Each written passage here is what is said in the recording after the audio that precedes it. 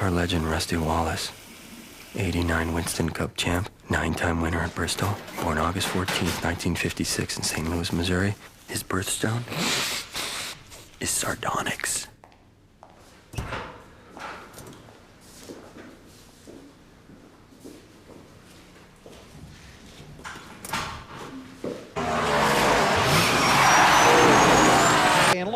Pennsylvania, 44 cars making the dash for the Bud Pole, getting ready for Sunday's running of the Pennsylvania 500.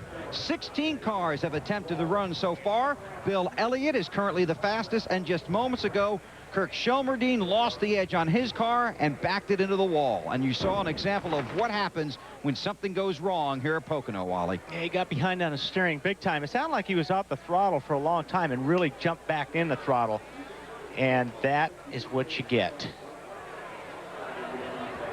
Now, step back from the screen and listen.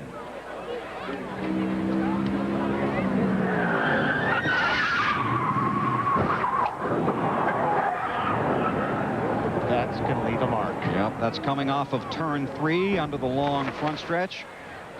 And again, you're trying to get through that turn as quickly as possible because it sets up that run down the front stretch and the entire lap. So Kirk out of the car, obviously very disappointed.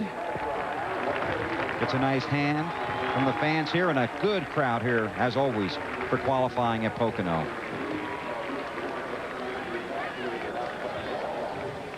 Our current pole sitter is Bill. Oh, trouble! Steve Park is off into the infield. Another car valve over on his lid. It's Parkindale Jr. Terrible crash.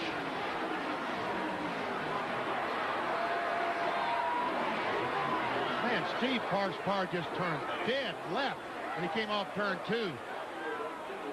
Junior's running to see his teammate, see if he's okay. And getting off into that wet grass wasn't going to do anything to slow those cars down. Caution is out. Ricky Rudd will leave the field back to the yellow.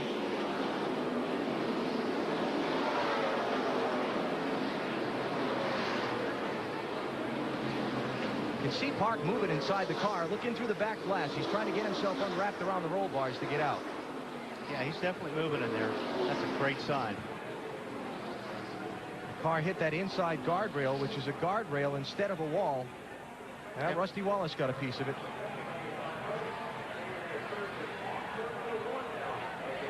And we saw Rusty make it 3 wide going in turn 1, but as he entered turn 1, it looks like it slowed down and everything was under control. Boy, you see that guardrail? They have flattened that guardrail inside that straightaway. But once again, they talk about safer walls, and NASCAR and some folks at the University of Nebraska are working on making a softer wall, a safer wall.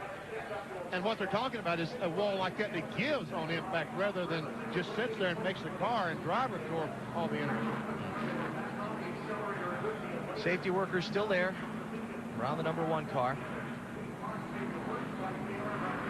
Of course, Steve has suffered 2 serious injuries back in March of '98 when he had that terrible crash at Atlanta that broke his leg and left him out for months, and then the crash at Darlington last Labor Day weekend in the Busch Series car. That strange crash when the steering wheel, it's suspected, came off in Steve's hands.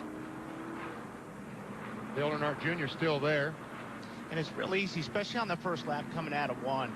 You know, you got cars 2 and 3 abreast, and if you slide up the racetrack, we talked about earlier, There's Steve coming out of there. There he is. There we go. Good sign. That's what we wanted to see. Anyways, what happens is you slide up the racetrack and you can hit somebody in their left rear as you slide up the racetrack with your right front. And that's almost what it looked like. That one car just turned dead sideways. Well, what a great shot that is. Teammates walking away from a crash like that, arm in arm. Wally, you said just seconds before that they got through turn 1, but they had to get through turns 2 and 3. Didn't think they'd have problems on the straightaway, though. Well, but like I said, you come out of turn 1, and if you slide up the racetrack, especially as green as it is, you never know what's going to happen. All right, now that we know the drivers are okay, let's see if we can figure out what happened to cause this mess. We see the Jimmy Johnson car, and there's Rusty Wallace. You see Park trying to squeeze up the outside. I see he was trying to go on the outside of Rusty. Rusty moves up. They make contact. And Junior gets under the one car and just kind of bulldozed him into the wall and over. Yeah, that's what actually turned him even more sideways.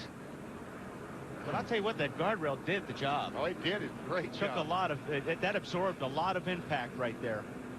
Watch the yellow car back there just turn left. And when you hit wet grass, it feels like you pick up 200 mile an hour. But you can see how that barrier gave way when Absolutely. that car got into it. That barrier absorbed a lot of energy, and I'll tell you what, that nice to see happen, because if that were a concrete wall, he would have taken a much harder hit. One more shot. Rusty's right in the middle of the racetrack. Steve Park's going on the outside, but Rusty decides to come up to the outside line, not realizing that Steve was there. They made contact, and the ride is on.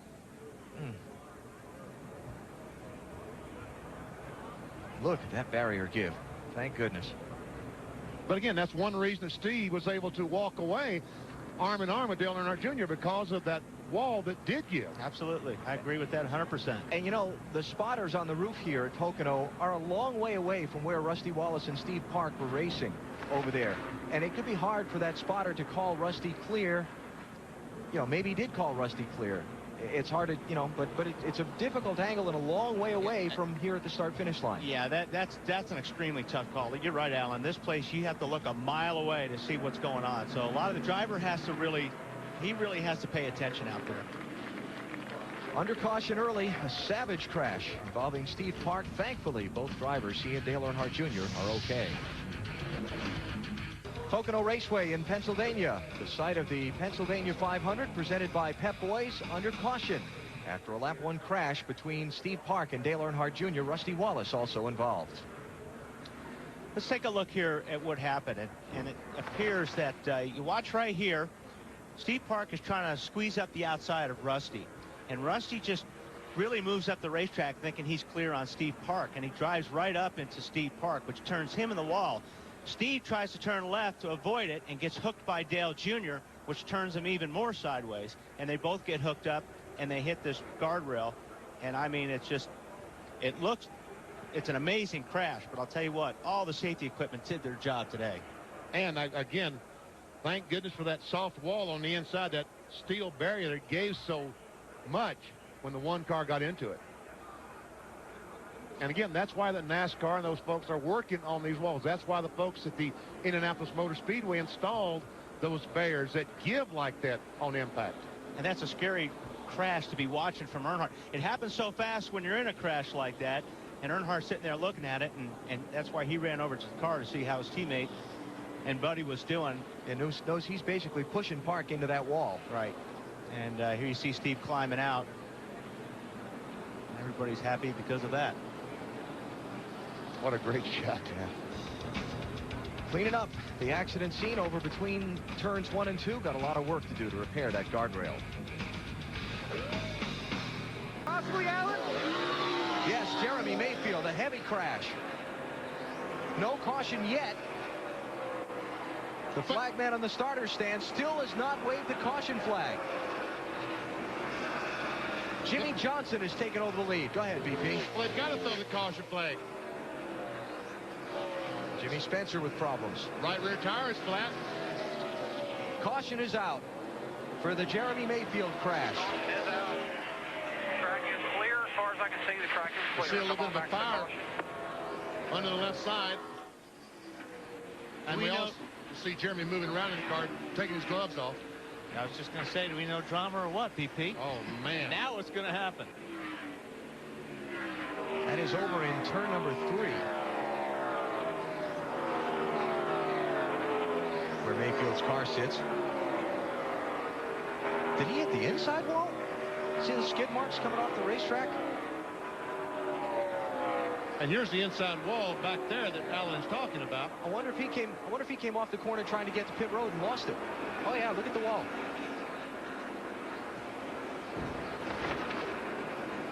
Let's see. He might. Or did he get help? I think he got a little help. Oh. Oh, that's where Jimmy Spencer got his right rear flat. Oh. Man, that was heavy contact. Wow. And Jeremy steers that thing, almost saves it, but it finally can't catch up with it. Hits the 41 car and watch as he goes down and bam into that wall. That's a sudden stop. Yes, it is. One more view on it from overhead. Wait.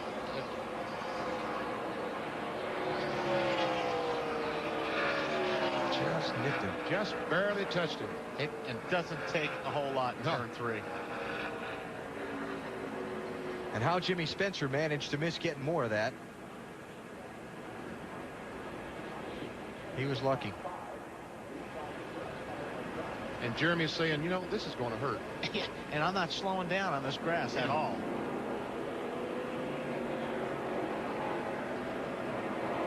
Tore up race car from that. So the 4th caution flag is out in the Pennsylvania 500 with 36 laps to go. The guys who did not stop under the green flag get to come in and make their stop under the caution, but because of the big nature of this racetrack, when the other leaders did come in, they pit road. Boy, that's too bad. Oh, trouble right in front of him. Jerry Nadeau with a heavy crash. This might save Jeff Burton from going a lap down. Caution is out.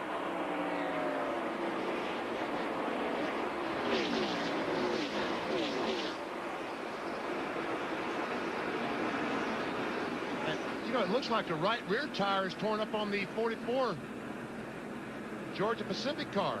Yeah, hard to say if that was before or after. Is that red paint on the bumper there? The rear bumper? Yeah, he might have hit one of the painted logos painted on the wall there, yeah. right in the middle of the corner. See Jerry taking his helmet off inside the car. Here's Jeff Burton in. So they're not going to lose a lap. Did he damage the car significantly and trying to get it back to pit road? Plus he's, 27 cars on the lead lap now, so. How about it, Matt? Stuck in. I throwed it in the window. Alan, no damage to the left rear quarter of Jeff Burton's car. Mark Armstrong helped them lift the car up. They just changed the left rear tire. Seeing that Jerry Nadeau is going over and looking at that right rear, which means it was flat, and that's what caused him to back in the wall. Good call, VP. Wonder if there was something on the racetrack. 2 flat tires there? Because Burton's had to cut down across that same corner because it went flat in turn 3. Could very well be.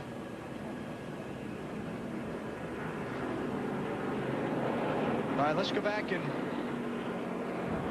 see the back end of Jerry Nadeau's impact.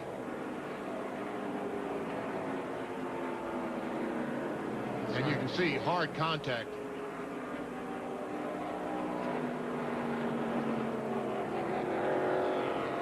He clobbered the outside wall in turn number 2, and that's where we sit at the moment.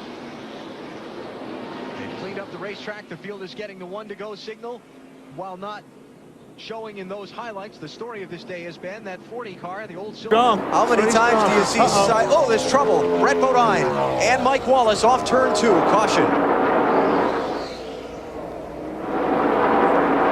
First caution of the race. They were running 39th and 40th respectively. Boy, Brett's got another car on fire. Another car on fire. He's trying to get the thing started. That was fire out the exhaust on that car and heavy damage to Mike Wallace's car. Mike driving for A.J. Foyt in that number 14. Got the very last starting spot in the field. Hit the softer barrier. Looks like just off the exit of 2 there. That'd be the first one, right? Yeah. First stock car. There have been no crashes in any of the testing that was held here over the last month. No crashes in Friday's practice or yesterday's practice in qualifying. He just about peeled the sheet metal of the skin off the 11 car. Obviously, you can see that. And there's the impact. Safer barrier, steel and foam energy reduction. Hopefully cushioning the blow for whichever of the 2 hit the outside wall, if not both of them.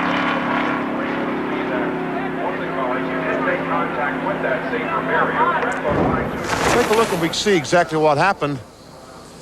Now, that's inconclusive. The crash had already started. Now, what caused it to start? I see Ted Musgrave going by, Bobby Hamilton, the 55 car, And Kenny Wallace, another shot. Ooh, Mike Wallace just went straight right. Yeah, he was coming off a 2 there, and it looked like something either broke or he had a tire go down. Whenever a car shoots up to the wall like that, that's very unusual. Boy, he went right in. Brett Action on the track. got a crash. It's Kurt Busch with a hard crash.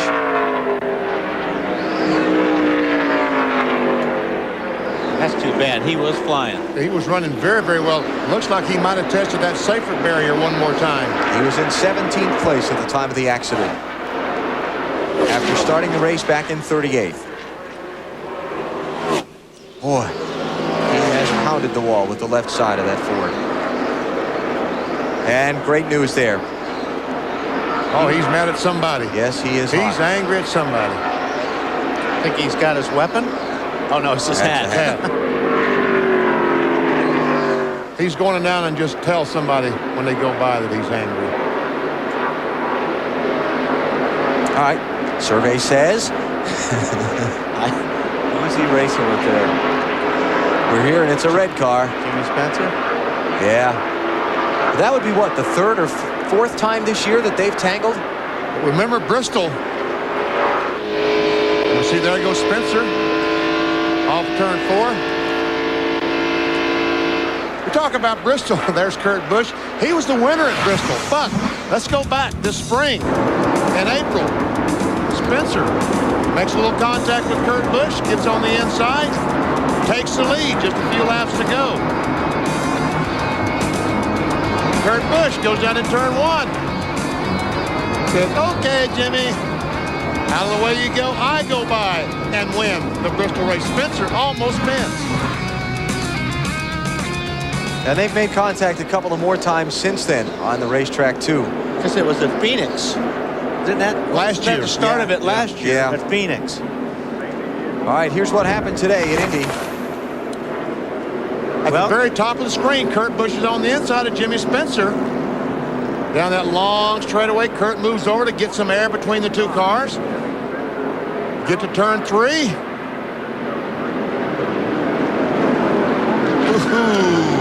just booted him out of the way. Wow, that's not good. No. I mean, here you got a guy coming. Okay, he passed him clean. And you could see the car was slowing up in front of you. I don't think Kurt's going to let that one go over too easy.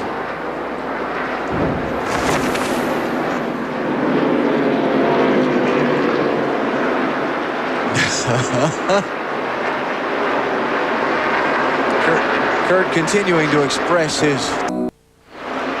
Caution is out for a 3rd time in the Brickyard 400. Jeffrey Bodine has crashed hard.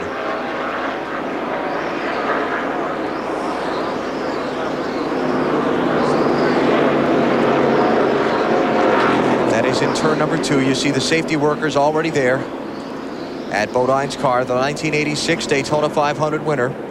Look at the damage on the back end of the car. We see him hand his helmet to one of the safety workers. You know, the amazing thing is that was fantastic. Those guys were there about the time he stopped. These guys are the best. These guys are the best in Indianapolis on getting to a wreck. Jeffrey waves to the crowd as he gets out of the car. Trying to pick him up right here. It looks like he just gets loose getting right through that corner there, BP. He just got loose getting in. He goes up, hits the outside wall. Boom. And then he really comes across and hits the inside wall, probably harder than he hit the outside, it seems like. Bang. Wow. Listen to this.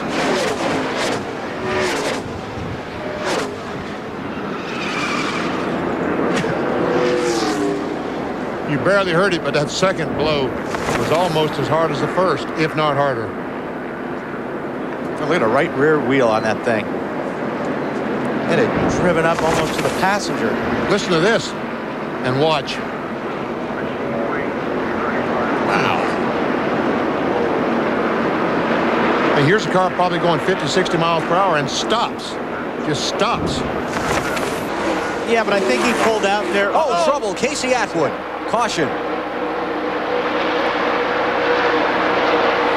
Another driver's side impact into that safer barrier. normally at this track, the way these corners are laid out, if you get turned sideways getting into the corner, that's how you're going to hit the walls here at Indianapolis. And the 6th yellow flag of the Brickyard 400 will slow the field. You see Casey dropping the window net there as the safety workers are there. 62 laps to go. Now what do you do? I was going to say, VP, I'm looking at VP with my hands open like, all right, now what? Oh, you got to come in, right? You're inside your window. Well, Bill Elliott and those guys that did not stop the last time, yes, they've got to stop. The guys that stopped earlier, no, they're not going to stop. They're going to stay on the racetrack, keep that track position, and stop one more time. Elliott has led 52 of the 98 laps that we've run so far today. As we check out what happened to Casey Atwood.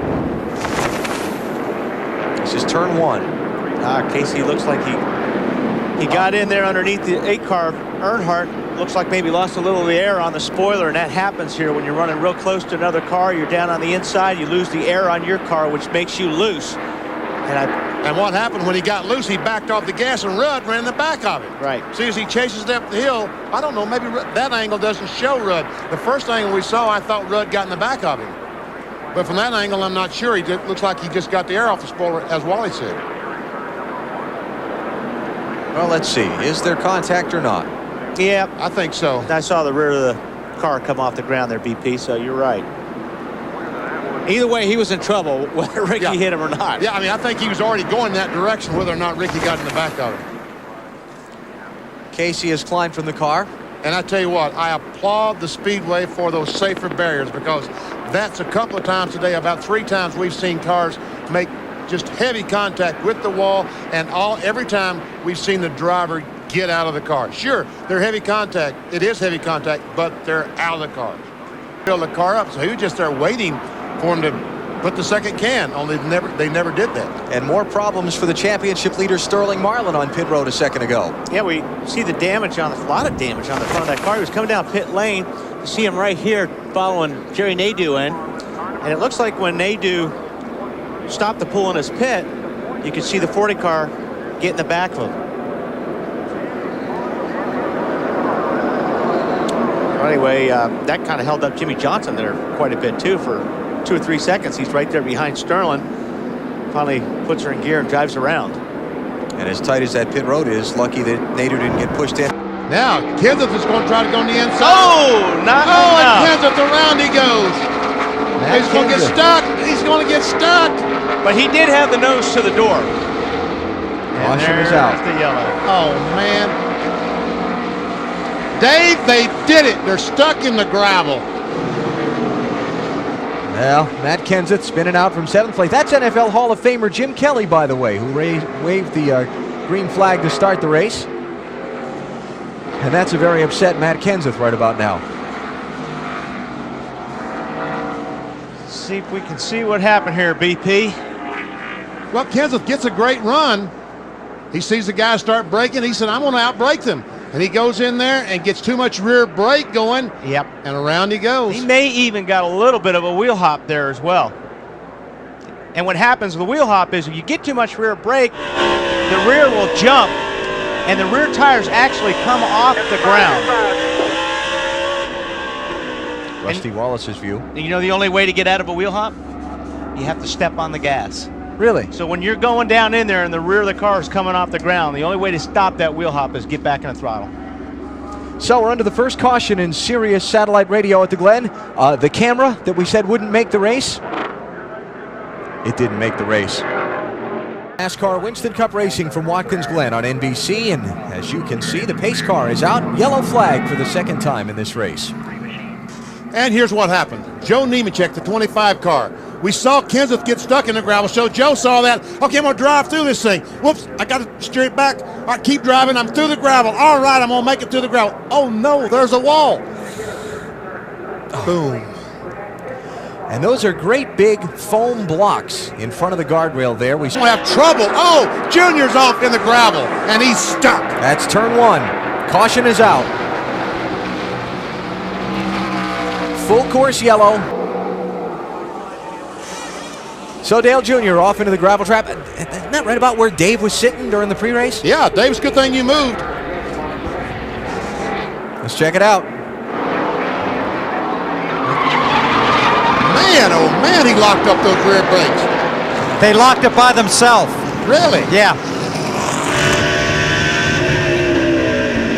Hey, wheel hop. Yeah, got wheel hop. That's what we were talking about earlier. When you got too much rear brake, the rear car actually starts bouncing like a pogo stick, and that's exactly where you wind up. And if that thing had slipped backwards another 4 or 5 feet on him, he'd have had the back tires out of the gravel trap and might have been able to get out of there without losing a lap.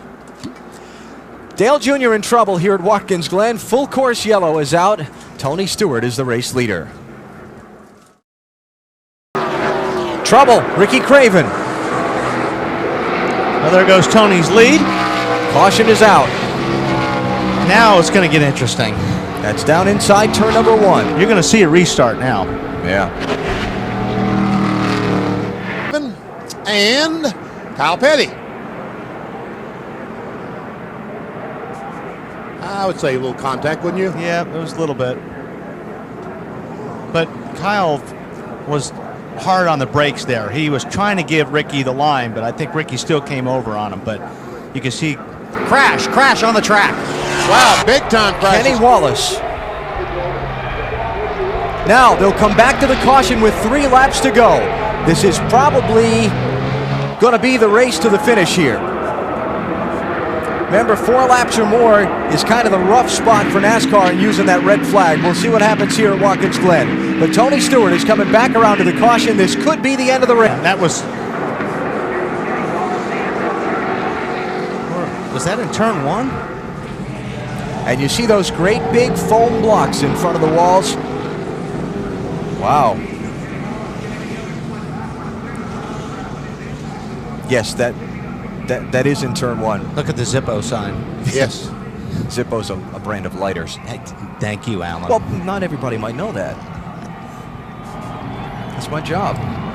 All right, there he is down in turn 1. Across that gravel trap and into the styrofoam barriers. I wonder if that was his rotor coming apart. That started the fire. Ever see Kenny Walsh walking around?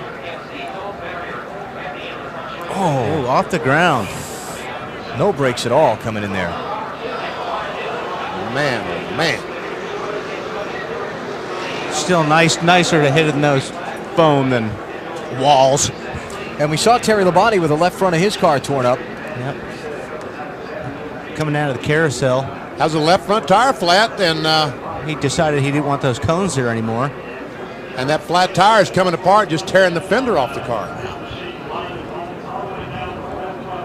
Here's what happened to him. Comes to the corner, and we see the car just gets out from under him, and into the wall he goes, and also got the front as well as the rear. I'm told that they felt like some. And here's the crash. Watch just in front of Mike's car. You might see a little trail of smoke. Not quite in that view, but look at this. Watch this hit. I mean, that's rear window deep, and watch the rear springs flying across the racetrack. Folks, you just don't see one hit that hard. Seldom see cars hit that hard. Mike climbed from the car. Obviously, he was okay. We're back in Michigan, and we've just gone under the caution flag. In the Pepsi 400, Dale Jarrett got in trouble off turn 4. See some damage to the left front, like, I don't know if he hit the apron of the racetrack or he made contact with another car. I think BP, that's from the grass. I think it folded in that left front valence, caved in that fender. Bill Elliott brings the field back to the caution flag. First yellow of the race. Here's the dam. See if we get a replay and tell us what happened to that fender. Dale was running kind of in a pack of cars here. That's far right of the screen. No, he just got loose. Just got the car loose. And probably right there when that car, right there when the car started straight ahead, I think that's when that fender went down, or valence went down and touched the ground. There you see him trying to slide up. In front of that is Jeremy. And that probably could have taken the air off his rear spoiler, because when you're drifting up the racetrack like that, you're already sliding, and he came in front of Jeremy, and it may have taken the air off the rear spoiler and got him turned. It's more than likely what happened. Now we see when the car gets turned around and start going back in the right direction, I think we're going to see the left front fender. Right there is going to be like a snow plow. No, I didn't see it. Bill Elliott won 4 straight races here. Hut Strickland's into the wall. Caution flag is out. Damage to the right side of Bill Davis's Dodge. And yellow flag number 4 comes out with 68 laps to go. And again, just after the completion of a cycle of green flag stops, so who comes in? Yeah, but it wasn't completed. The 92 hadn't stopped, Alan. Keep that in mind. Yeah, but the only thing is, Billy. And Steve Park is spinning up in turns 3 and 4. Got another one spinning. Is that Nadeau? Jerry Nadeau behind him. Caution is out. 2 cars, separate spins. And Wally, believe it or not, we're getting to the point of fuel mileage. Getting right there, isn't it? Yes, it is. Now, they're coming back to the caution flag. Matt Kenseth, the leader. What did Alan say? A smorgasbord of strategy. Yes. Strategy. That's what it was. So Terry Labonte, Jimmy Spencer, both.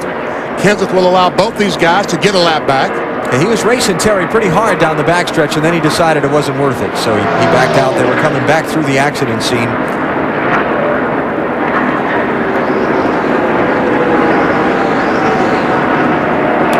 Well, let's see. What do we have? Boy, that is right on the line, isn't it? I think I'd be coming in as they were getting the green. I'd come in and get, you know, 1 lap before green, come in and get the fuel. Yeah, 50, 52 laps, maybe 53. Most you're going to get on fuel. There are 58 to go now. Let's see what happened here. Boy, they're in a pack. Looks like Park just got loose and got sideways there. Looked to me like that going in. Maybe he did that slide up that we were talking about earlier. We didn't catch all of it. Wow. And into the wall he goes. And Nadeau had jumped off the throttle back there to avoid the spinning Steve Park, and he spins out. Looked like Steve there might have gone in the corner right behind, Todd Bodine there. Todd Bodine. I thought maybe he had to back off the throttle because of Todd Bodine, but that replay did not show that. Boy, he scrubbed off a lot of speed and still hit hard.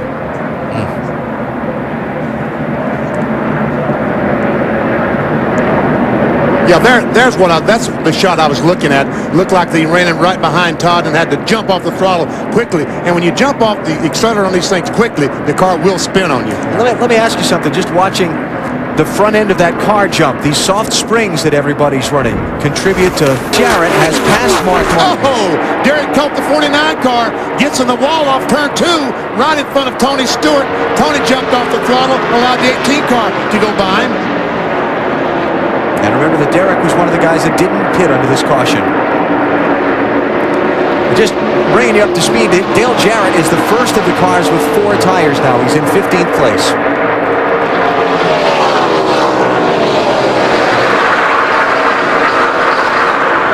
Check it out off turn 2, a lap ago.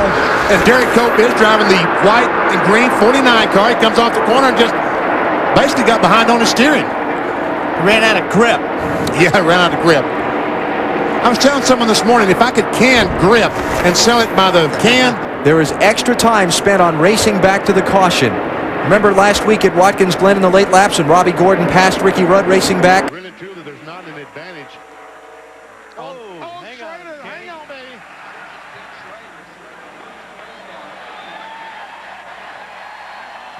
He could do that at Bristol, not hit anything. That's pretty impressive. Now he's probably going to go turn back around. I don't know. We'll see what happens here. He might have flat spotted those tires, too. What's he going to do? He's either going to turn back around to get another running start, or he's going to the garage area. He's going to turn around. Get him a running start. Yep. Once again, he has not crossed the start-finish line, so he'll go all the way back around to turn 1 and start. This is going to be the problem. Don't cross the start-finish line. Just turn around and get going. You can still do it. This will be a slow lap. This will be a very slow lap, yeah. The clock, as a matter of fact, the clock is still running. Remember that, folks. Where's pace chase when you need it? Yeah. Oh, here we go. 47.8. And it's still rolling. Still running. Purple power. All right, here we go. He's got some heat in the tires now. I was going to say, what do you think those tires feel like? You don't want to think about that. Funk, funk, funk, funk, funk. Not so bad on the concrete. No? Yeah, I mean, I don't, he doesn't like it. Yeah, he doesn't like the way they feel. Got a flat. Got a flat, he said. All right. Apparently a flat tire on the So Ken Schrader's going to have to give it up, send him back to provisional land. He'll have a long way to go to get to the front in the Sharpie 500 Saturday night. Coming off that second corner, and he's trying to get low, keep it low, but got her sideways. You see when he locks the tires down and locks the brakes down, slides the tires, that's when he probably flat spotted and caught. And check this out, he's right there at 5/100ths of a second. 6. Oh, really sideways. Yeah. Too sideways. Okay, now is he going to pull the? He can. He can. He can go all the way back around to 1. Get him another running start. Oh yeah, hang that left, go back the other way. That's Blaney saying his tires got to be flat spotted. He doesn't want to do this again.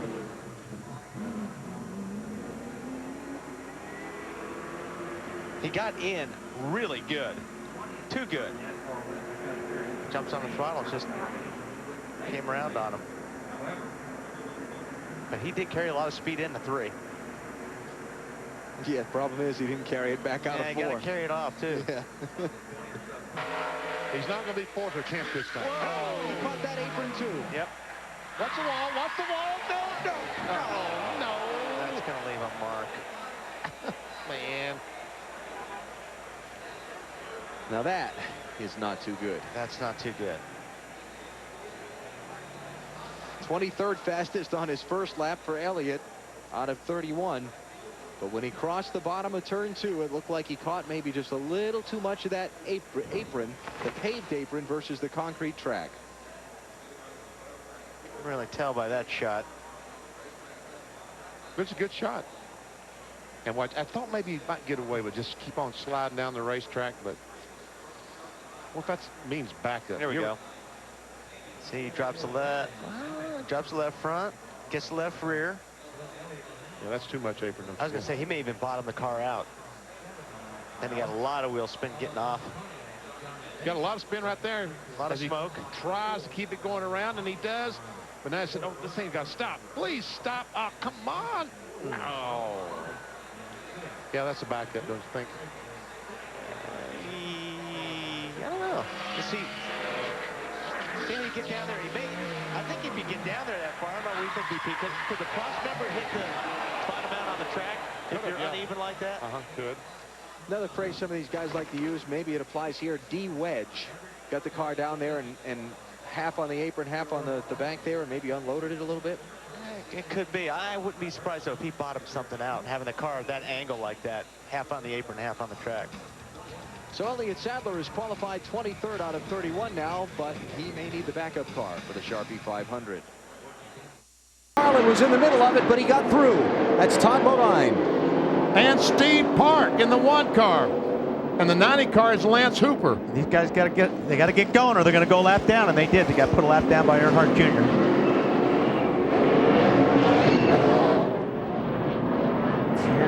Here comes Todd. He's going to try to get it back. Yeah, he got it. He got it. Wow. So the first caution took just 6 laps to be waved over the Sharpie 500 for trouble on the backstretch. Steve Park, one of the drivers involved. Here's our Wendy's race menu. Upcoming action on TNT and NBC. The Southern 500 next weekend from Darlington Raceway. Then we go on to another short track race under the lights at Richmond, Loudon, New Hampshire, and the Monster Mile in Dover. All coming up. Race for the championship on TNT and NBC. What caused caution number 1? I'll see if we can make some sense of this. You see Todd Bodine underneath Jimmy Johnson there just got in the back of him, got him sideways. He checked up, and then Sterling got in the left rear of Todd and turned him around.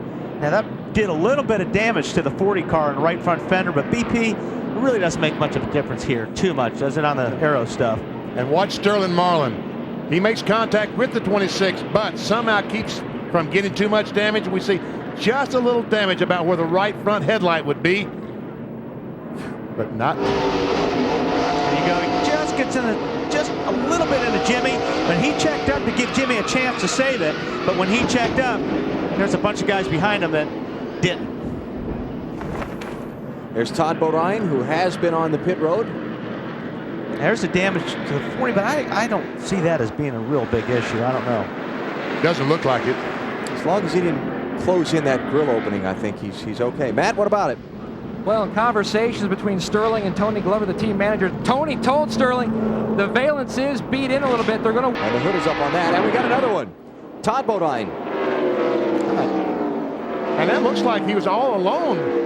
The way the car's sitting, it's like the right rear tire's flat. You know, he hit that wall awfully hard. A lot harder than it looked from up here when we got in the in-car camera. He hit that wall pretty hard that first time. A lot of bounce to it when he... Todd has discovered that this is not going to be a good night for him. I wondered, I thought he was all alone coming off the corner. Something, you see that puff of smoke come out the back? Right before he spun, there was a puff of smoke to come out the back. All the tires look up. Maybe something broke from the first crash. Todd Bodine involved in both of the first two caution flags during the Sharpie 500. Dale Earnhardt Jr. is the leader. That's going to hurt.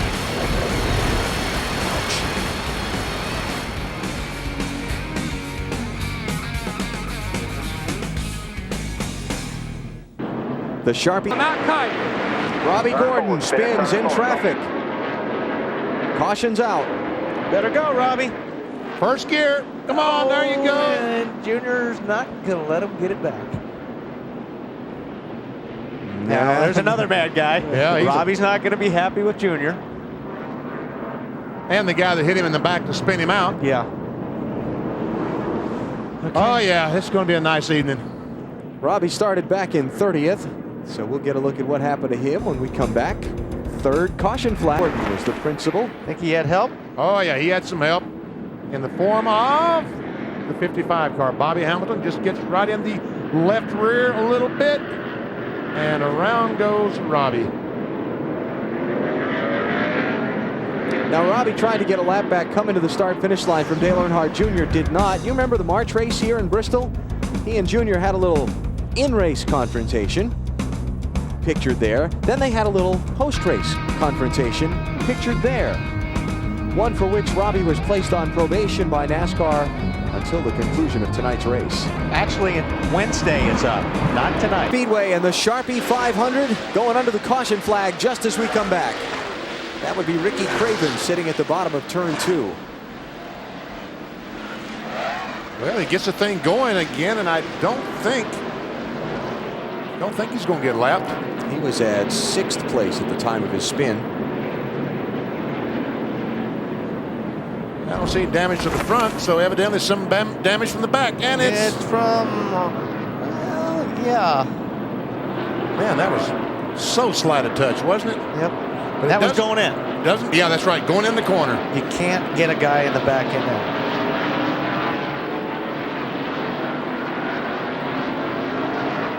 I tell you what, he's very fortunate he didn't back that thing in the wall, because down in turn 1, you'd think he's carrying enough momentum that he would not be able to keep the car from backing in, but he did. Craven got it going. Sadler. 25 car, Joe Nemechek got a little bit, looks like he got sideways, and the 21 car drifted up into him and lost the rear of the car. Watch Robbie Gordon here coming around the leader, trying to get a lap back. Steve Park trying to make his way through. Park's teammate Dale Earnhardt Jr. will give him plenty of room. So Robbie Gordon was a benefactor. Now, whether or not Junior would have let Robbie Gordon back by, we don't know, but he was going to let Park by, and done. And so those two cars back on the lead lap. And this looks almost like his car in qualifying. Elliott Sadler bringing out caution number 5 already. Wait a minute, we've only had one lead change so far. No, we haven't. We have no lead changes.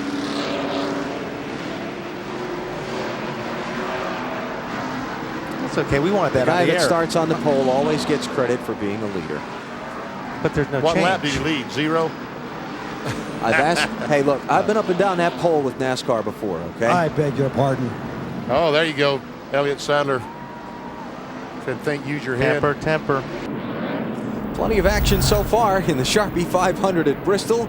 We're already working caution flag number 5, and we're just at lap number 73. This one came out when Elliott Sadler got crashed on the backstretch.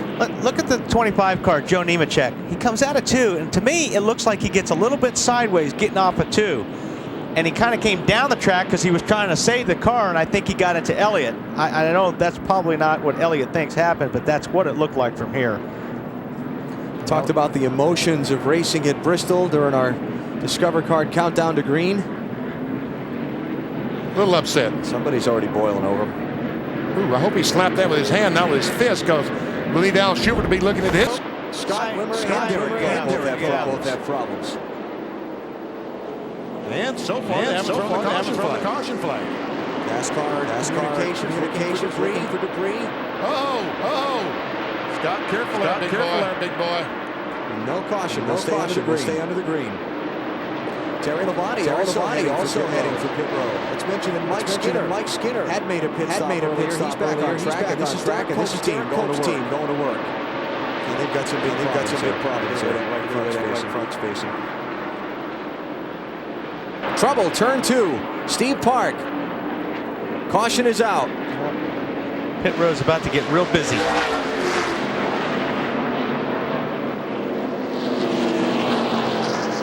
We had just run a little over 120 laps of straight green flag racing, so this caution for everybody except Steve Park and the guy who was hoping to win $1 million if Park won tonight.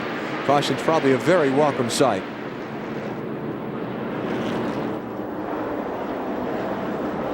Tell you what, Rodney Wise was 3 times. Oh, we got trouble with Jerry Mayfield. Right at the head of the... Jarrett, Jeff Burton. And a host of cars. Looks like those 3 got the best end of it. Here comes leader Jeff Gordon back around to the caution flag. Nobody's going to get a lap back. And the caution flag is out once again. The 88 of Dale Jarrett may have gotten the back of Jeremy Mayfield on that restart. Got him turned around. But like we talked about, these restarts now, BP, you've got them side by side, almost like it was the start of the race. Yeah. And everybody's getting a little bit anxious. He's got that Dale Jarrett's left front tire really out of tow. Let's watch what happens here. See the 88 just got in the back of the 19 car, turned him sideways, and then turned him right into the 88 car. And Jeff Burton, the 5th place car, just had nowhere to go. He was running 5th after that pit stop. Watch this. Catches that right rear, and Jeff and Dale Jarrett is looking at the entire field. Come directly at him. He's on board of Jeremy.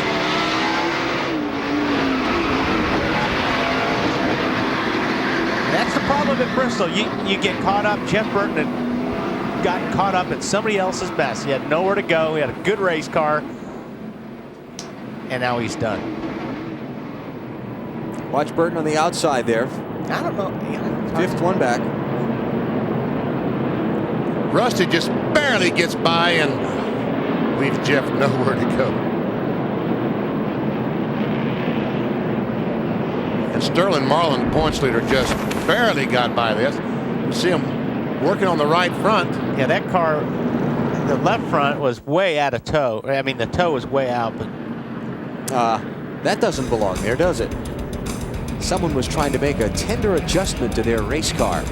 Oh, trouble, turn 3. Okay, now let's see, Jeff Green. Let's see if Johnny will get his lap back, or Jeff will give Johnny his lap back. Yes, he will. Johnny Benson will get his lap back. On the 30 car is right in the middle of the racetrack, and here comes Kyle Petty right. Oh man, that was close. And that's the problem right there with racing back to the yellow. One of these days, it's going to be big. And Jeff Gordon did not give his lap back. I think that goes back to when he wouldn't give up that inside lane before? Well, who knows? Made Jeff go around him on the outside to get by? Yeah.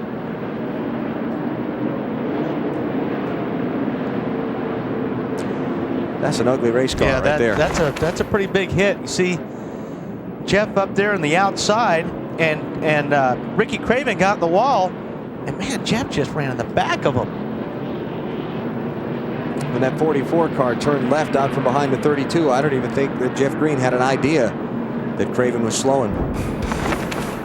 Caution flag number 10 is out at Bristol. 184 laps to go.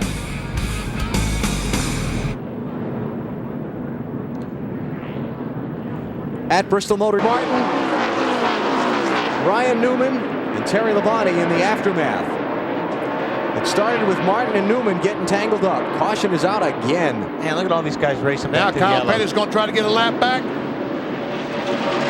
Didn't do it. Nope. Oh, and look at this. Kyle ran Jeff all the way up to the wall. He is not happy with that. He just ran Jeff Gordon clear up to the wall in the middle of 1 and 2. Not happy that the 24 would not let him have a lap back. And there again, you don't have to. You don't have to let anybody get a lap back if you're in Jeff Gordon's possession.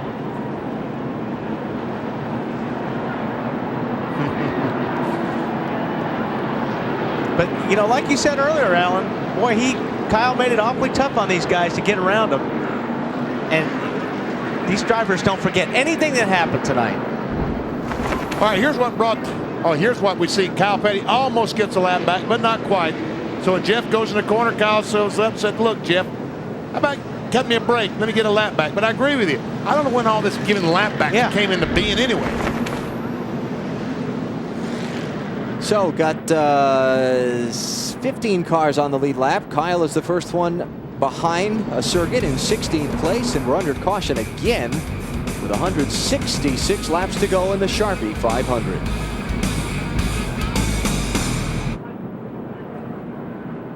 Can you guys show us the wreck? 18 will not stop. Again, they do not have to. Thanks, Bill. Uh-oh. What was that? That's the 99. I'll tell you what, Mark had half his car on the apron. Here, you see he's trying to get underneath the 12 car right here. Coming off a 2, he takes down low, and he really was up there far enough, Benny, and actually Mark had almost 4 tires on the apron. I just don't think Brian saw him. No, he didn't see him. You guys can talk about whatever you want to talk about, but for us, you know. All right, caution is out. Hut Stricklin involved in an accident. All right, Jeff Gordon is slowed down. Is Rusty Wallace going to pass him to the caution? Oh. All right. I don't know if Kyle got it or not. It was awfully close. Well, it wasn't for a lack of Jeff trying to give it back to him. No, he tried his best. Rusty Wallace almost threw that gentleman's agreement out the window there.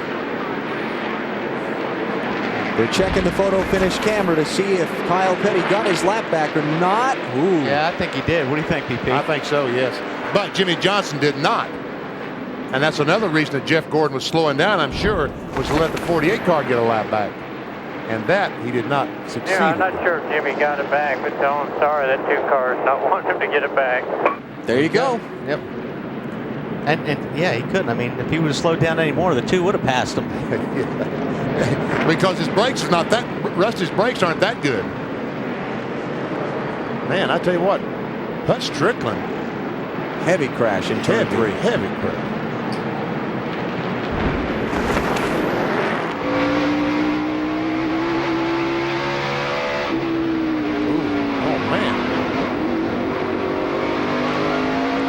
You lose a lot of traction when your rear wheels are off the ground a foot. I'm telling you. Here again, when you get into a guy getting into the corner, there's about no chance you're going to save it. That's what you talked about at the very top of the show. When you make contact at that point, that front car is going for a ride. And there we see Hut jumping out, and he's going to go up and clap for Jeremy. Yep. Temper's starting to boil. This is about the time they start coming up. And I guess Kyle did not get that lap back. Here's Jeremy behind That's Stricklin going down the corner. Man. That was pretty rough. Yeah, it was a pretty hard hit. I mean, it did a lot of damage to Jeremy's car even. That's a left rear, left front. Mark Martin got a piece He hit of the wall awfully hard here at Bristol. It's only a half-mile racetrack, but man. So they're hooking up the remains of Hut Stricklin's car. Pit road is closed, so let's take a break. We'll come back to Bristol in a moment. String of traffic keeps going we by. got a car Trouble, on the wall. Casey Atwood. Oh, and Dave Blaney caught a piece of it. Casey was having a good run, too. Yes, he was. He was on the lead lap in 12th place. What's so that much got for us up going to? green. Yikes. 13th caution flag. A little fuel in the pipe there, huh? Well, he had a bunch of fuel. The left front tires knocked it flat. And Jimmy Johnson once again did not get a lap back. Pit road is closed because Dave Blaney's car was sitting in the back stretch pit opening. Mike Skinner and the 7 car, Casey Atwood. Man, make a little contact. Looked like a lot of contact.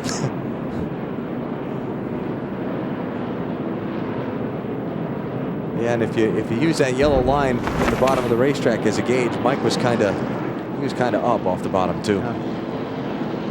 That's too bad for Casey. Left front tire obviously is flat. We see that. Yeah, he's gone a lap down trying to get it fired back up and around. Okay, pit road is open this time. Are we going to see the 24 car stop here? Traveling car is the leader. Oh, and Jimmy Johnson gets turned right in the front of Mark Martin.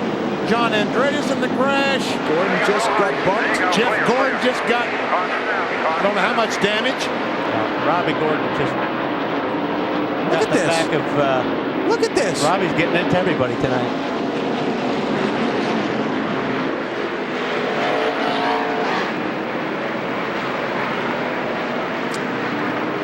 Okay. Jimmy Johnson got the worst end of that, obviously. Yeah. And caution number 14.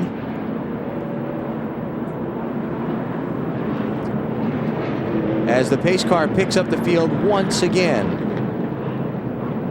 Now we start to bring into question the record number of cautions for this race. Oh, we're nowhere near the caution flag. Oh, yeah, we are. Oh, no. Where are we?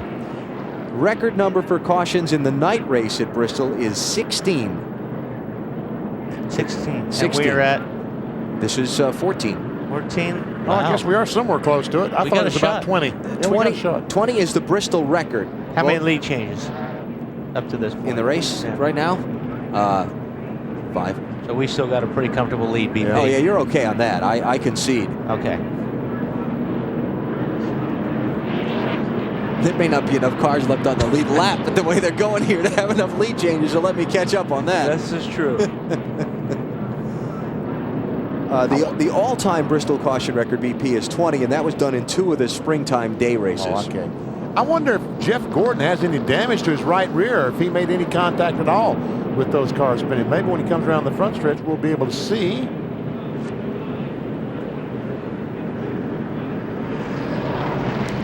Looks pretty clean. Oh, looks good. Yeah. Right at the very end of the bumper, he has a little bit of tire mark, but I don't think that was this crash, so he got by. That was a big incident for championship standings. Yeah. Jimmy Johnson, 3rd in points coming in. Mark Martin, 2nd in points coming in. They were the 2 that got together with the heaviest damage. Obviously, Mark has continued, but Jimmy can't get it going.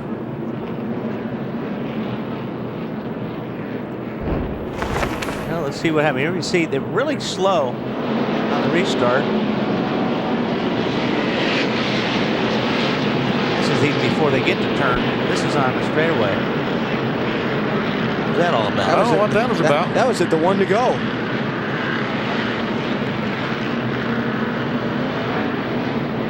See, there's something going on there we don't know about. So there's Jimmy. And he's not waiting to get in the ambulance, I don't think. I think he's waiting to wave to his favorite driver right now. Let's see. Let's see if that's correct. Yeah, I think you're pretty safe with that. Well, maybe he was waiting to go to the ambulance. Safety worker's trying to wave him on. You know what, safety worker? I wouldn't do that. Listen to the crowd. Oh, it's Bristol. That's why there's 147,000 here. It's getting intense.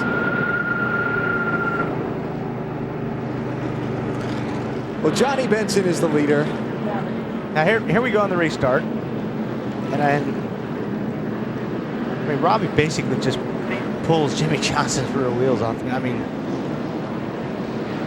there was a lead up to that. And like I said, we don't know what caused it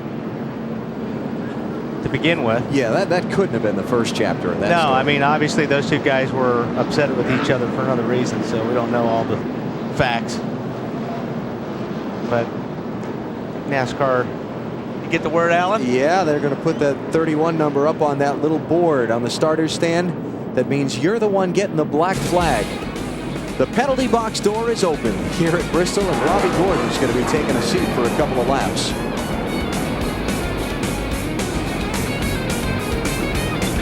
Back in Thunder Valley, still under caution, and Jimmy Johnson's walked out of the infield care center. Jimmy, Robbie is saying on his radio that you missed a shift. What happened? Just like every form of racing he's ever been in, it's always somebody else's fault. He had me turn sideways before we even took the green. I didn't even have a chance to grab a gear. He was beating my bumper cover off me coming to the green because he wanted to restart in front of me. I'm trying to get my lap back as well, so he's just crying up a river like he always does. It's a shame. We got a chance to win the championship and we get spun out before we even take the green on a restart. It's wrong. You can. Dale Earnhardt Jr. and Ward Burton were racing for 12th spot. Now Ward's in the wall.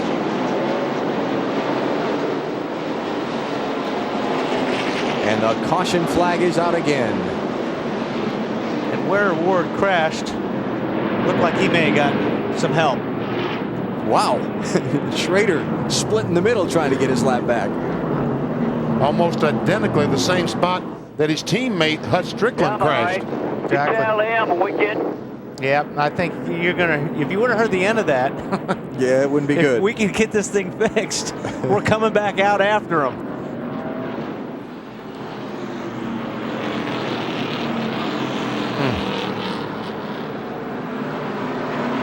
You know, one of the hardest places I've ever hit was Martinsville. Lost my race going into 3. All those half-mile racetrack, you crash hard. He didn't even take the helmet off to get out of the car. Oh, no, he's mad. Yep. And he's looking for who did it. Here, I'll talk to the 22 guy up here. That was Ty Norris, Dale Earnhardt Jr.'s car. I tried to get out of it. He kind of, was abrupt on his entrance.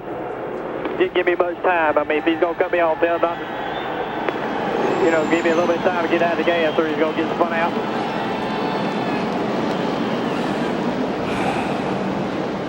All right, I'll talk to him. That ain't going to do any good, Ty. No. The emotions are running very, very high right now. I'd talk to him maybe next Friday. Yeah, at Darlington.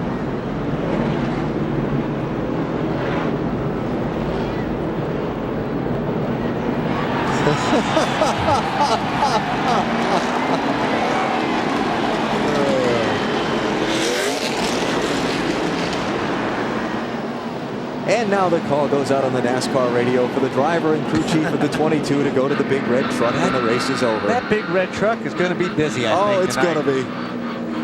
All right, let's see if we can see what happened and why Ward is so upset. On board with Dale Earnhardt Jr. Come off turn 2, start down the backstretch. Jr. gets a run. He thinks he has enough, but just barely makes contact with Ward. And bam, in the wall. And that's what. But there was contact, and here we go. Well, he's got a better throw than Alan Bestwick. Probably does. And Ward Burton was forced to go to the infield care center. Ward, what happened? Junior just didn't take his time. I mean, we've been giving and taking out there all day. I got some really good words for him, but I can't say it on TV, but I got to just control myself right at the moment. You sent a nice message, though, with the throw. I wish I had something like a shot through the window. And Ward's pretty good with with those things too. So that Junior probably, should be glad he didn't have anything to shoot through the window. Match the way they needed to build up, just didn't build up. Trouble spin, Todd Bodine, turn 4, caution's out, and everybody else is going to get by okay. See who gets a lap back from the leader. Sterling Marlin is on the back straightaway. Mike Wallace. He's trying, the 14 car, he's trying. But Sterling's from the old school. He's not going to let these guys just get their lap back. Well, okay, Mike gets one back. Here comes Mike. Ricky Rudd got one too. I think he got it, yeah. Third caution of the Mountain Dew Southern 500 is out. Lap number 154. Todd Bodine with his second problem of the day. He had a left front tire get cut down early in the race and made a stop on pit road that took most of that fender off the car. Just like Bristol last week. Had some kind of problem. Some guys made contact with him. He spun, hit the inside wall, and 10 laps later spun again. And that big hole there in the left front fender is probably about 35-40% of his front downforce is gone. We're just past 200 miles in the race. Weather no longer appears to be a threat. Skies are actually kind of sunny. Not sure where that came from here around here this weekend. Just joining us, we started about 2 hours late, but we're going strong now and look like we'll run to the full 500-mile finish of this Southern 500. Now, last set of pit stops, Ricky Craven's crew got him the lead with a lightning fast stop. Let's see who gets the job done best this time. Because every car on the lead lap will make a pit stop, change 4 tires, get fuel. And trouble. We're under caution at Darlington. There's trouble up in turn number 2. John Andretti is involved. Caution is out. And the smoke, I don't know, it appears to be coming from under the car like it... I don't know if he wrecked or something. Is that oil all up on the right front fender there? It looks like it could be. Well, no, he's got some damage. Rear, obviously. Some damage to the right side, so... Andretti thinks his day is over. 4th caution of the race. Probably just trying to get some air in there. Looks like Jerry Nadeau and maybe Steve Hart also might have gotten a piece of things. And Kevin Harvick, too. There's Harvick. Look at that. Got a big piece of something. I wonder if something let go and dumped some oil and all those guys hit it and piled into the wall. Well, let's take a look. Yep, something broke or blew up on John's car. Obviously, it looked like he probably dropped the oil. And then they all came barreling in. And the mess was on.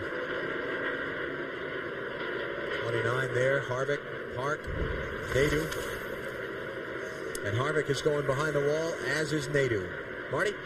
Ricky Craven in 6th, the last 2 stops, 13. Ran so well early on, led the race, and then has been struggling since, and we see Jeff Green. He got into the 1 and 2 as well. He was in 12th place at the start-finish line last lap. Looks like he's coming to the pits. Yeah, he hit that right front pretty good, it looked like.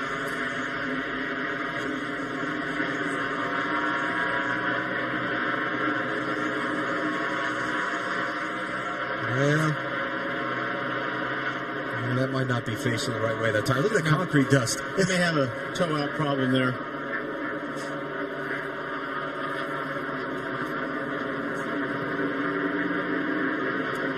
Two tires and go.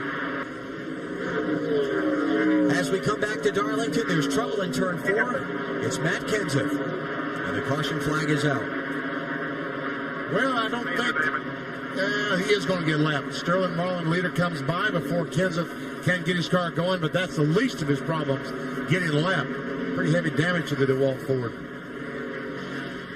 So take another one off the lead lap. Left front's flat. I don't know if that happened before or after the crash. Left rear's flat. Right front don't look bad at all. 6th caution flag of the race today. It's going to bring everybody to pit road with 1:32 to go. The right front looks bad to me. Right front tire's flat. I guess all 4 tires are flat. Yeah, looks like all of them are flat. All right, let's see if we can see what might have happened to Matt Kenseth. young man from Wisconsin.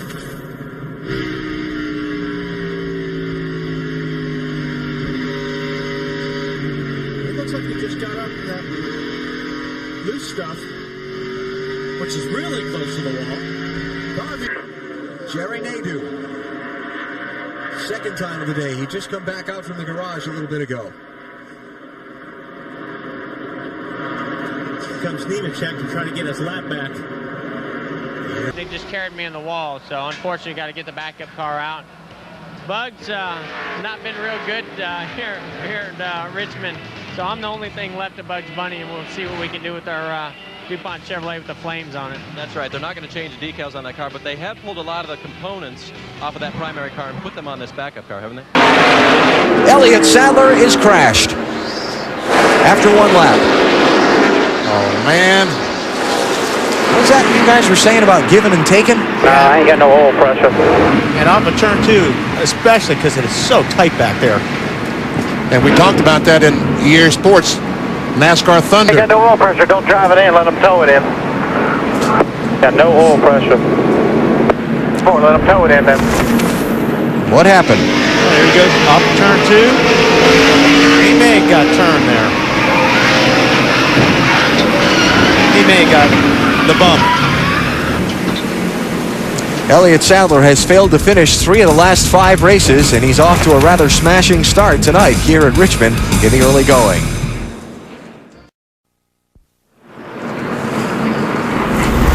Back at Richmond International Raceway, NASCAR on TNT with the Chevrolet Monte Carlo 400 with the Looney Tunes. Only got one full lap in for Elliott Sadler when it went bad off of turn 2. Well, I thought Elliott got bumped, but I hate to say this, but I was wrong. No, it just came off the corner and around the back goes and in the inside wall. And obviously when he hit the wall like that, something has broken the oil pump belt or knocked it off. And all of a sudden, all the cars are too wide, and there he comes, and in the wall, boom. Now, here's what I think might have happened to Elliott. Let's go on board and listen to the engine. We hear him come off the throttle.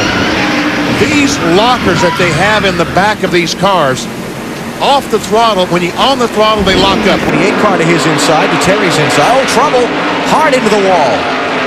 Oh, 2 more behind him. Jimmy Spencer. And the point leader, Sterling Marlin. Jeff Burton, Spencer, and Sterling Marlin are all crashed. And that is a hard lick. Jeff Burton is trying to start his car. It won't start. The fuel is down the exhaust pipe, and that is fuel. That's fuel in the exhaust pipe, not fuel from the gas tank that we see the flame. I don't think he's going to go anywhere, even if he gets it started. No. Look at the rear of that car.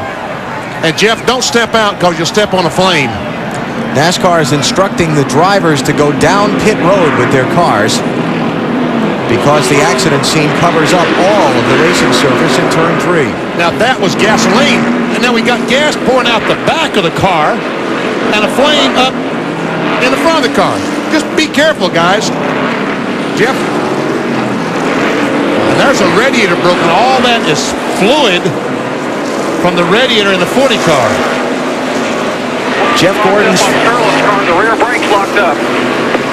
Rear brakes locked up on Sterling's car. Is that what I heard? Well, I think it was whoever was behind Sterling, maybe.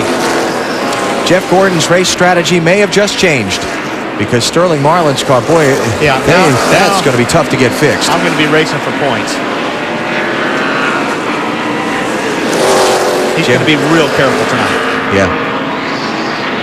Sterling Marlin, the point leader, with severe damage. Jimmy Spencer's okay. You saw Burton get out of his car. You saw Sterling taking off his helmet. Bad night for Chip Ganassi Racing. I'm telling you.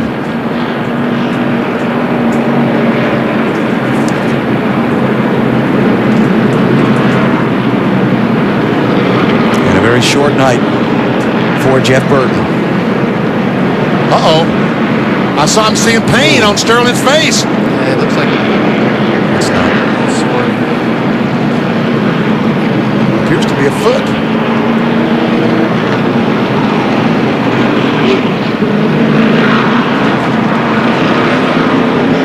No, it's not a foot. It's like a shoulder, maybe?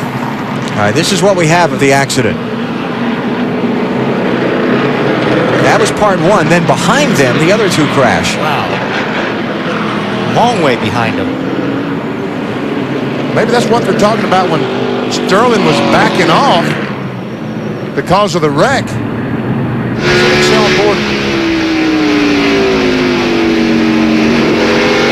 Yeah, can't tell nothing by that.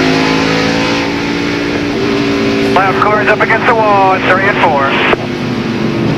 Waiting for some reason. You say it was slick for some reason? All right, the field is being stopped on pit road. Trouble! Terry Labonte.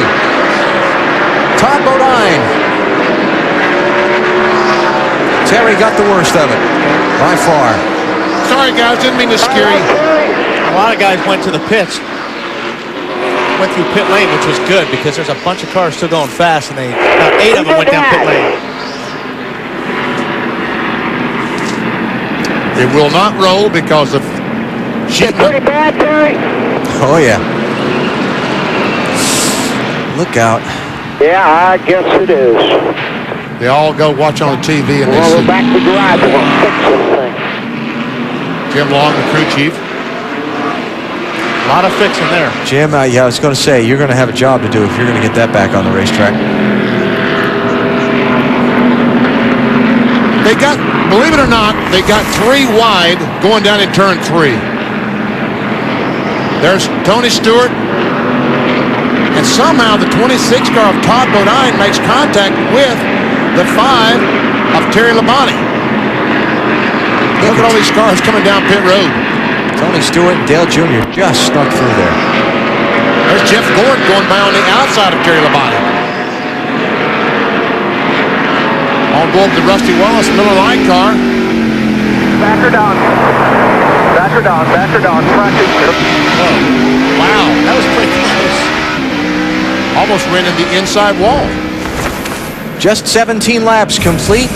Sterling Marlin's car, I started to say as that crash happened, has been retired from the race. He's done for the night. Got one on the wall, turn 2. Greg Biffle looping around back into traffic. And everybody's going to get away okay. Biffle subbing for Bobby Hamilton in Andy Petrie's 55 car. And need a set of rear tires on that car. Oh, yeah, he's going to definitely need some tires. He has brought out the 5th caution of the race. Marvin the Martian will be very, very angry. Very angry indeed. Wow. He just looked like I don't know, that angle, it looked like he just lost it in the center of the corner. That's what it looked like, that he was trying to make a pass on the outside of someone, got it in just a little bit too high and brushed the wall with the right rear. So Biffle will be on to pit road in a moment. They'll get out the Illudium cap to bring out the caution flag. It was Bobby Labonte in trouble. The very top of your screen, there it comes off the corner. And for some reason, around he got, some contact. And the 15 to the leader. Now these guys going to get a lap back. Oh, big crash. That was those water barrels.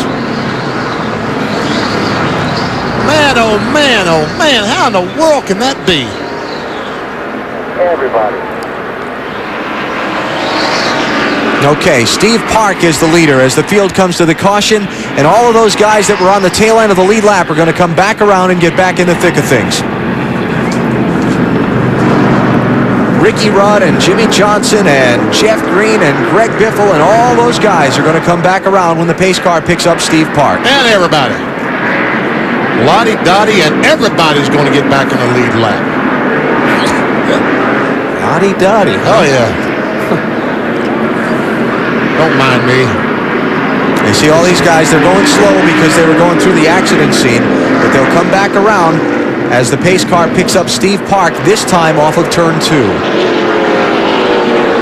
Yeah, it's a mess, Mikey. That's second time Michael has hit water barrels in his career. You remember Rockingham several years back when he was driving the 30 car? But they're better to hit than concrete. Oh, I guarantee you. Michael's out walking around, isn't he? All right, let's see what happened here. Well, Michael just got loose getting off the 2 there. Looks like he got loose and had to come down the hill to try to save it and made contact with a 19 car. And he hit that same spot that Chad Chavin hit last night, didn't he? Yep. It's an odd seam in the wall there, isn't it? Right here. Comes back and backs in that same spot that Chaffin hit. Stewart just slipped by another one. Is that gas or water? I guess it's both. Oh, I hope it's just water.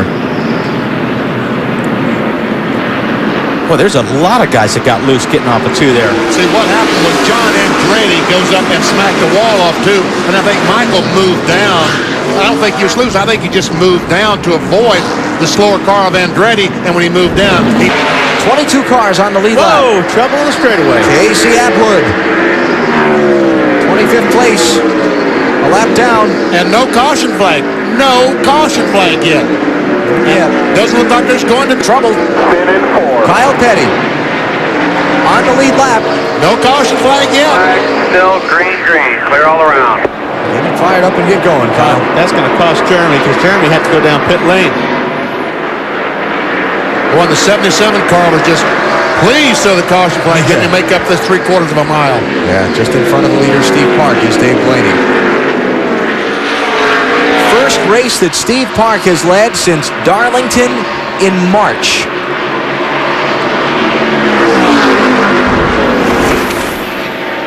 There we go. It looks like that Kyle Petty gets a little bump from the behind by the 97 car Kurt Busch.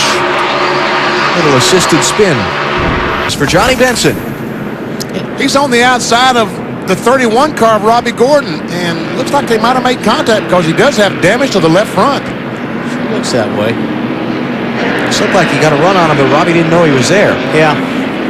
If you look, it's tough to see this angle, but he's got a lot of his left front. See all that damage there? Yeah. It's almost like he kind of got shoved up in the wall. Pretty tough hit. Look how hard this thing slaps the wall. And I would say so, because if you look at that again, you can see the front wheels of the 31 car turn to the right. So he was loose or trying to save it, so he probably was in the 10 car. That was early. Oh, wait a minute. That's going into turn 3. Yeah. No, but there's the damage. They did hit again. The telltale camera. And I tell you what, Jimmy Johnson. He's having a hard night. Yeah, it's not been a good night. There's that loose off, like we've seen a lot of that today, BP. Ooh, Kurt Busch got a good piece of that. Looked like Biffle came off turn 2, got up and hit the wall. Meanwhile, most of the cars are coming down pit road. They can make it the rest of the way, right, Matt? Greg Biffle off turn 2. Let's watch and ride on board with Kurt Busch. There we see the 55 car go up, and if he didn't hit the wall, he had to jump out of the throttle to avoid hitting the wall. Slowed in front of Kurt Busch. He had nowhere to go except in the back and rode over that left rear. Bill. Trouble here at Richmond. John Andretti is spun off turn 4 into the tri-oval grass. I don't see a yellow yet, BP. No caution flag yet. And there's not going to be one. Oh, man. Ward Burton, the guys has got to make a pit stop. Desperately wanting a caution flag to do that. Yeah, because when they come in and make their pits by himself again. Yep.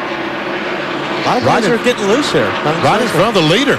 And that's why he got such a jump on the 12 car. When he spun, the 12 car jumped on the brakes and allowed the 17 car to get in front of him by a larger distance. Yep. Bring out the caution flag. It was down in turn 1. Yeah, Rusty had passed the 17 car going down the front straightaway, and I guess the 45 was right in front of him. There's Rusty Wallace. Kyle looked like he got off the corner in trouble there. And so Rusty dives under the 17. The 48 car goes. Rusty thinks that there's a hole going to be there when he gets there, and guess what? There wasn't a hole. Yep. Take a look here. They all get in pretty good. Rusty got in there way high. I mean, he really drove that car in there. So drove over Kyle. So a wreck that winds up in turn 1 starts in turn 4. Yeah, because Kyle looked like he got off 4 in trouble. On board with Rusty Wallace. Watch this car go up in the air. Watch it jump up in the air. Yeah, Rusty looked like he was saving that thing when he got into turn 1 there. You can see the car moving right to left. And I'm not sure exactly what it was. Rusty goes in the corner. He makes contact with Kyle. And then it's like if this thing going across the racetrack, I don't know what that is. It hits the wall, so it's pretty solid. It's big and solid, yeah. Let's try this. It came off of Rusty's right rear? Yeah, it came out of Rusty's car. Is it a right rear spring, or what in the world? I don't. It looked like a spring. I don't know what it was, but obviously the car needs it, or he wouldn't have it on there. Yeah, it's an important piece. Yeah, it's happened between John Andretti and Ward a minute ago. Okay, it looks like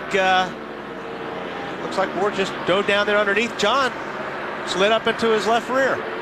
And sliding across the racetrack is what caused the right front tire to go flat on the 22 car. On board Dale Earnhardt Jr.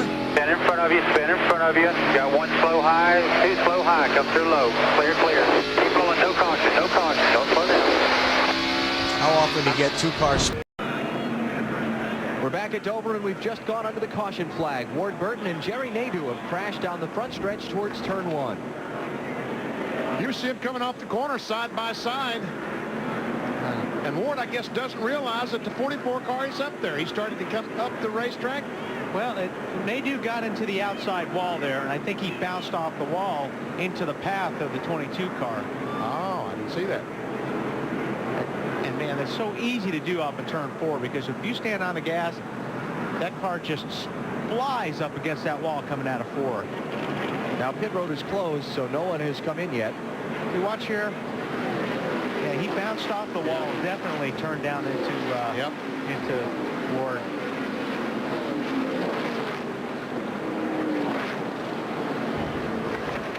So Ward is out of his car, and he's fine.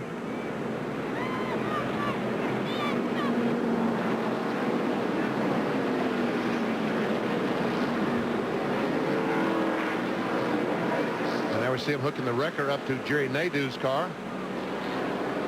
And he got out, walked to the ambulance, talking about Nadeau in the 44. So short day for the Daytona 500 winner, and for Jerry Nadeau also in one of the Petty cars. And Wally, you're right, that is a problem. These guys getting off turns 2 and 4. All of a sudden the car just seems like the wall is there in front of him. He just jumps out in front of him. And I mean, you could do the same exact thing lap after lap after lap, and then all of a trouble. Ryan Newman, last week's winner, is around. He was running second. That's turn 2. Well, he got away without hitting anything. How do you do that at Dover? I don't know. Just got loose, he said. Any damage to the car?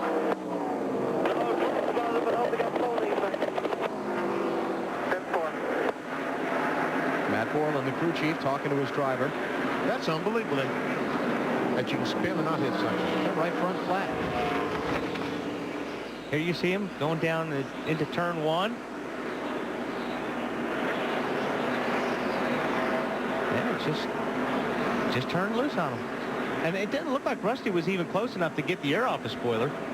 And Rusty's trying to figure out which way to go, Finally, he sees the 12 car going up, and how lucky is that? How lucky is he? What, he stopped 3 feet from the wall? That just doesn't happen. Those tires do have more grip. Yeah. Slow down better. Oh, Rusty. Clear, clear, clear. Attaboy, Earl Barban, the spotter. Todd Bodine, Jet Gordon heading for the inside wall.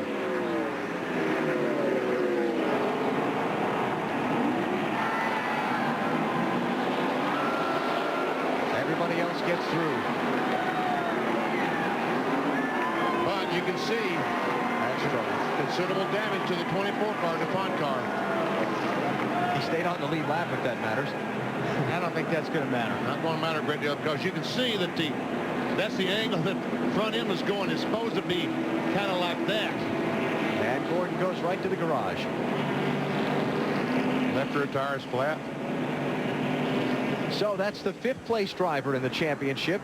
just 67 points from the lead starting the race, and he was back in that traffic we were talking about. See John Andretti down on the bottom of Todd Bodine. I couldn't tell if there's any contact there or not. Didn't look like it. Well, I might disagree with you there. See some damage to the rear of Andretti's car as well.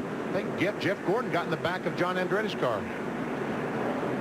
But we'll be able to see this a time or two again. On board Todd's car. Clear, clear, clear. By that angle, I would say he got hit. And I'd also say he wasn't clear. Yeah. If he did get hit, he certainly wasn't clear. Stop back on you, Todd. Keep digging, keep digging. Keep digging.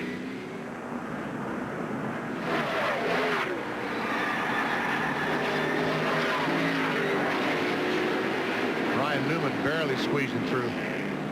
All right, here we go. That's first angle again. Did the 43 nip the 26? I don't think so. No. I don't think he did. Just like I said the first time. Todd just lost it. Well, okay. It's 2 against 1, Alan, so you lose. I'm outvoted on this one. Todd Bodine and Jeff Gordon in trouble. Caution's out again at Dover. Is an understatement to say the least here at the Monster Mile, but he's a victim.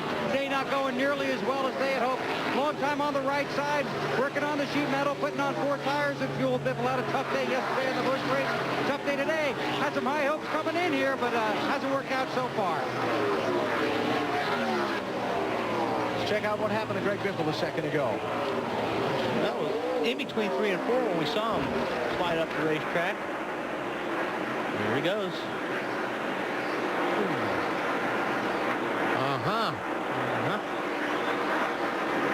As a general statement, you'd agree that when rubber meets concrete, it's not going to be a good thing. Not a good deal, no.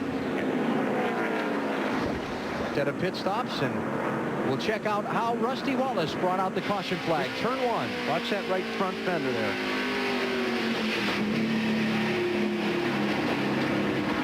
When rubber meets concrete, it's not a good thing. Yellow's out here in Dover.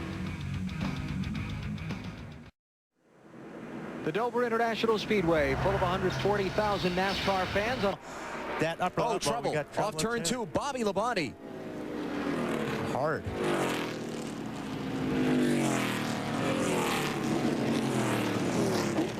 The 2000 NASCAR Winston Cup champion has brought out the red flag. And that is, as you said, Wally, he's hit hard with both ends of the race car. And that comes down. That's a good sign. Good sign. That's Bobby's signal to the safety workers that he's okay and they don't need to take chances in rushing to his assistance. And Bobby has been struggling. He qualified 31st and was 36th in the morning practice, so they've been struggling all year. Yeah, they have.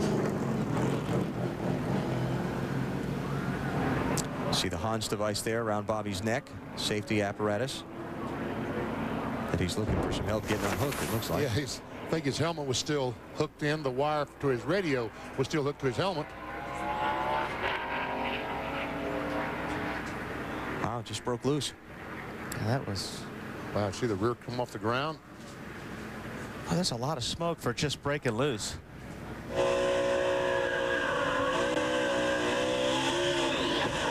That's smoke. He's on the gas. On the gas, trying to get the thing to spin around and miss the wall. Oh, he's limping pretty good. He hit hard. Yes, he did. But he is out of the car and walking away. But we're under the red flag in Winston Cup final practice at Kansas. Yeah, the outside groove is trouble. There we go. 3, 4 cars. Bobby Labonte's around. Elliott Sadler sliding across the infield. Jeff Green is in it. Casey Atwood is in it. Stuart Kirby, the white car that you see parked there, is Stuart Kirby, his first race in the 49 car. And Ward Burton, along with Tony Raines. Ward's problems went from bad to worse. 7 laps in, first caution of the day. Wow, look at the damage to Tony Raines' car. Bill, what were they saying about Ward's car down in the pits? He didn't say anything till after it came sliding to a stop, but he said, I don't know what's wrong with this car, but I thought I was going to spin out in every turn. So, as Alan just said, it started off bad, got worse in a hurry, and Ward Burton's string of bad luck continues, guys. Let's get a look at what happened and put us. Oh, Casey Atwood, disgusted.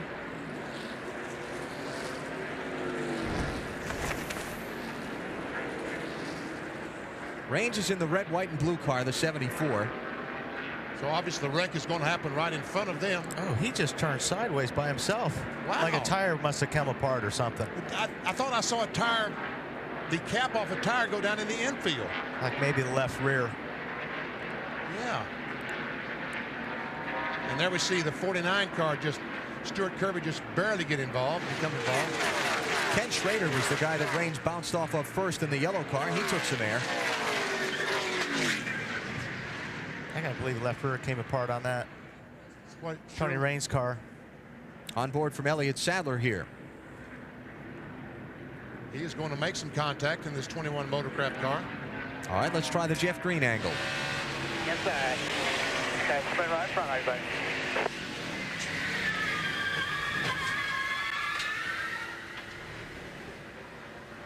Well, I don't know how much. Here we go with 21 car. You got to spin in front of me, man. Stay low. Just go low. Stay right there. Stay right there. You all right?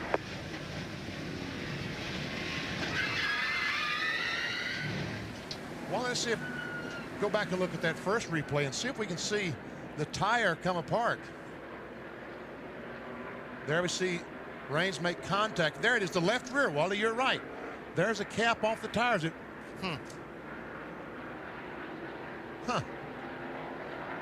So either had contact with another car that cut it earlier or ran over something. Yeah, that's strange because that usually doesn't happen, especially that early. So clean it up on the front straightaway. The early caution has slowed things down here at Kansas. We're under caution at the Kansas Speedway. A 9-car accident just 7 laps in to this race involving those drivers. I haven't seen Nadeau involved, but obviously that's some pretty good damage because he's been behind the wall for several laps now. Casey Atwood, Tony Raines, Ward Burton, and Nadeau are behind the wall. Everybody else has continued on, though several have been on pit road. We can really see that left rear tire coming off this time as Schrader goes airborne. And watch that left rear cap, it just comes off the 74 car.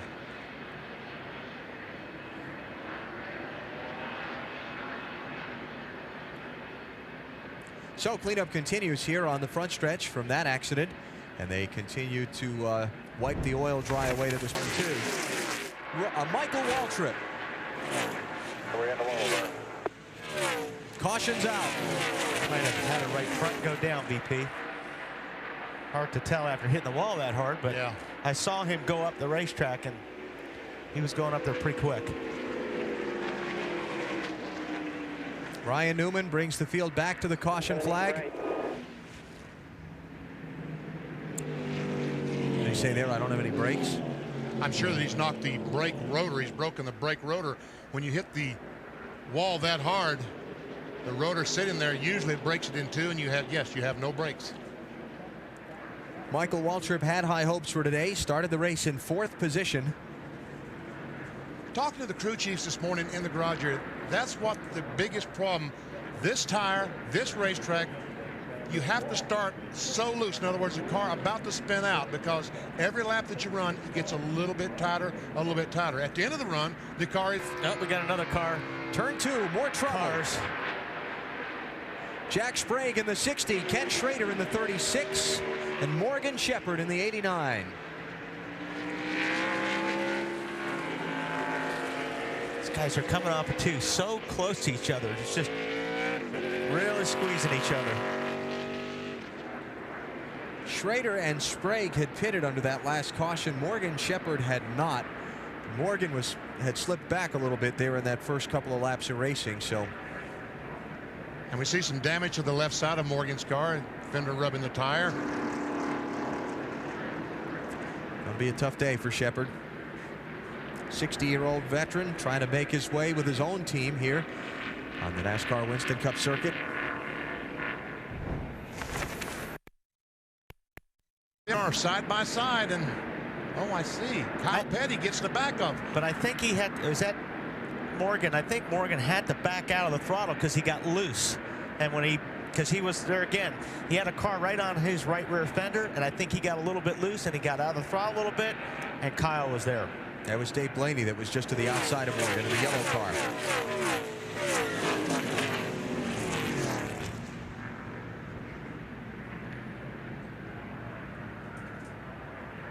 Ryan Newman and Jeff Gordon stay out. The other front runners come in. Dave Blaney in the 77 is around. What were you saying, Alan? Yeah. I'm saying that this is the point that I go to the record books and find out what are the most failed to finish we've had this year. And 13 caution flags is looking easily within reach. Yeah, last year's number. This would be number 4.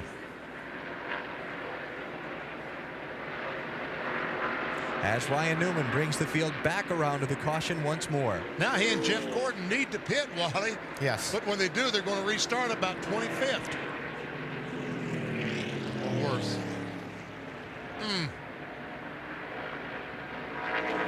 But you're right, they will come in next time around. Okay, take another one to the garage. That was 2. That's Yates Motors there too, right? Both those cars. Yeah, Craven and Jarrett, yeah. Although if he's got a hole in the radiator or somewhere in the front, that's the main culprit for Ricky Craven's problem. Wonder if it was a chunk of that brake rotor. If he was, you know, heard some guys monitoring some of the team's radio traffic, heard some guys talk about different people that hit pieces of that when Michael Waltrip had his problem earlier. So I wonder if Craven was one of those guys, and now it has manifested itself. It's possible. And I think Blaney trying to get back to the pits with that flat tire as the right front has come apart, and he's going to the garage too, I bet. I wouldn't doubt it. Yeah. And the right front did more damage. Turn 4, got a crash. Greg Biffle. Caution's out again. Looks like Greg is holding the brakes on the car to keep it from rolling back down the hill. Yeah, I'm fine. Just a little disgusted. Yeah. Yellow flag number 5. Just past 100 miles, and Kevin Harvick brings the field back to the caution flag.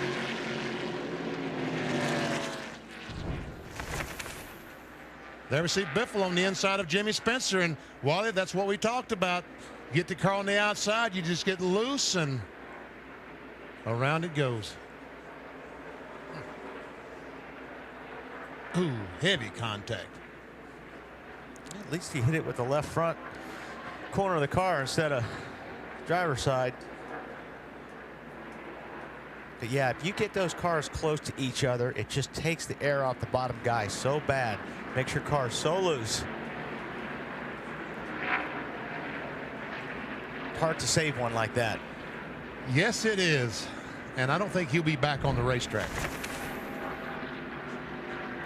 All right, they've closed pit road because Greg Biffle has dropped a bunch of liquid driving back to the garage. So let's take a break here. We'll come back for the pit stops in a minute. Sprint present car sideways in 3. Steve Park into the wall. Shedding parts and pieces. Oh, man.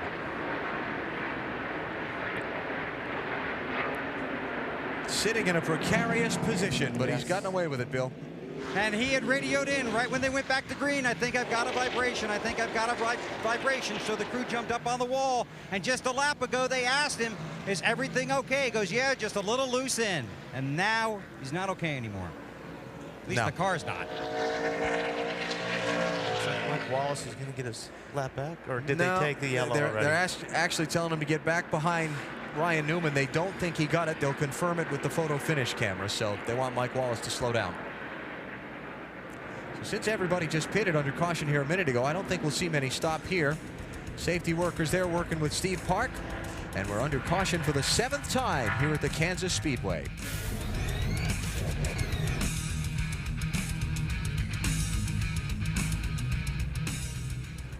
Back at the Kansas Speedway, NASCAR on NBC, watching Steve Park's car get towed away after this crash. There you see Wally, he goes down the corner on the inside of Sterling Marlin. Looks like the car just got loose, and He's got no place to go but in the wall. Unfortunately, Ricky Rutz barely squeezes by. And Alan, you talked about it. All that debris coming off the car as he comes off that wall. There goes a bar down, dragging across the racetrack. And all those cars behind him. Martin was one of those cars right behind Steve Park that drove through that debris. On board with Todd Bodine. Watch this. I'll be back it down. Go low, go low. Come on, come on. They're clear. And when Steve got out of the car, I don't know who he's expressed mad at himself. and why. Looks like he's looking at the 40 car, but he was on the inside of Sterling Marlin. He obviously feels like that Sterling pinched him down to the inside of the racetrack. It didn't look like it on the. Oh, hard into the wall. Sterling Marlin, a vicious crash.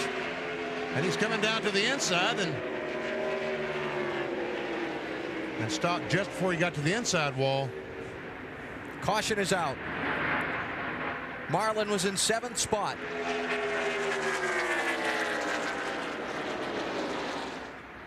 All right, Sterling. that was a hard hit. Put us in the fence, Lauren. 99. Sterling Marlin had the hard crash at Richmond a couple of weeks back that he has been beaten up from and still trying to get over. Said today on Discover Card Countdown to the Green he was only at 90%, even after a few weeks from that crash. And now today he pounded the outside wall in turn 2.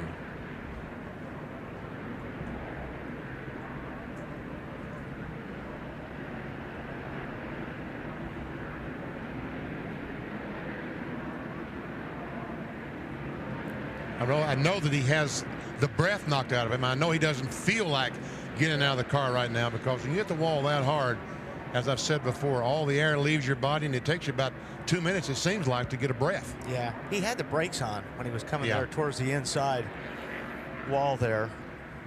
Based on the action of the safety workers there, obviously they're talking to him, and here he comes, and that's what we were waiting for. That's a good sign.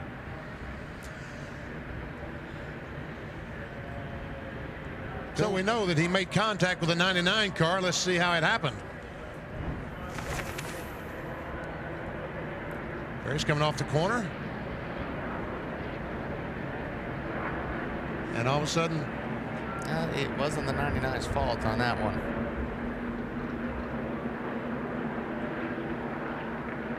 It's like once again that Mike Wallace, he started to run up on Mike Wallace and the car got loose or pushed or something, and he had to jump off the throttle a little bit, and that's when the 99 ran in the back of him. It looked like he almost had to turn the wheel down. Let's watch it from this angle. Watch the 40 car. The 40 car slowed up there at turn 2. I wonder if.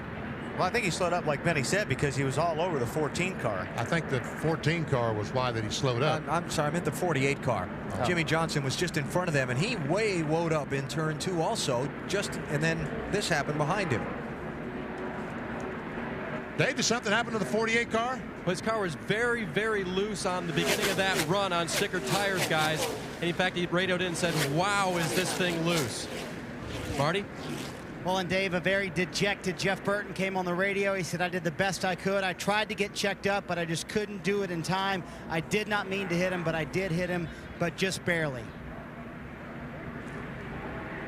Man, what a crash. We'll go on board with Rusty Wallace and see what he saw from inside the Miller Lite car and just listen to it. Flowing in front of you. You're clear. Clear. Inside only. Inside only. Inside. Clear. Right to the caution. In 99, they got into Sterling after Sterling was already out of control. Well, Bill Weber said at the top of our broadcast, you can't win the championship today, but you could lose it. Sterling Marlin's title hopes have just taken a beating at Kansas. Or any abuse on our stuff, man. We babied that thing all weekend. Never turned it any RPMs or whatever, so it just made up its mind it wasn't going to go that far, and it didn't. Thank you, Mark. Mark Martin out, caution flag out. multi-car accident, turns 3 and 4. And Jeremy Mayfield, Ricky Rudd, Johnny Benson's in it, and Jimmy Spencer. And JB, we got a little fire back there in the back. So if I were you, I think I'd be getting out as quick as I could. Now, we just took the 6 lap to go mark. Leaders are going to come back around to 5 laps to go. And they're going to put the red flag out when they get down to turn 1. They're going to gather the field up behind the pace car and red flag this race, and they're going to rack them up again for another shot at the finish. Wow. Same thing that happened a year ago in this race, guys. Red flag at the end. Yep. There's Mayfield. Ricky Rudd, some of those cars really hit the wall hard up there in 3 and 4. And some of these guys were guys that were on the lead lap, like Benson, and in position for a good finish. Well, the Rudd's car's rolling. I thought that must have him confused with someone else. Yeah, it's Spencer's car. It's the other one I think you're looking at.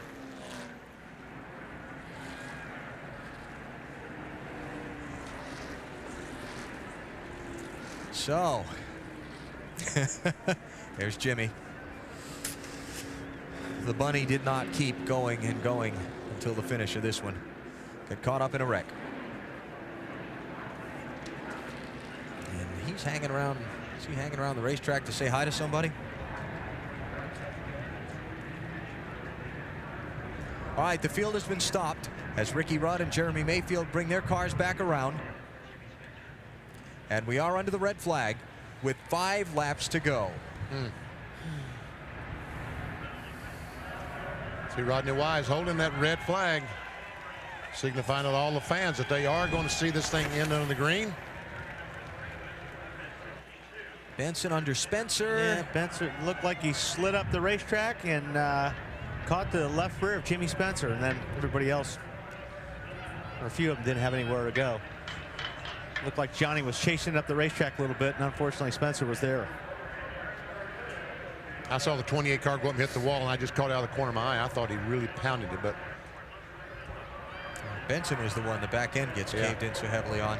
He's the guy that really pounded. That's where I see Rudd hitting the wall, and I thought that much worse than it was, but Benson, yeah.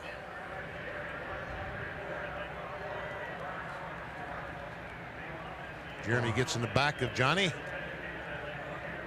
John Andretti just barely gets through Tony Stewart.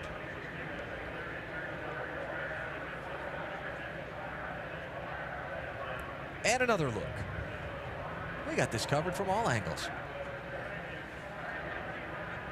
Looks like Benson would have got away with it if Jeremy was there. Wrong place, wrong time for Jeremy and Ricky. Well, let's try. Surely one of these cars has an onboard camera. We can see the wreck. Ha! Jeremy Mayfield. He almost cleared it.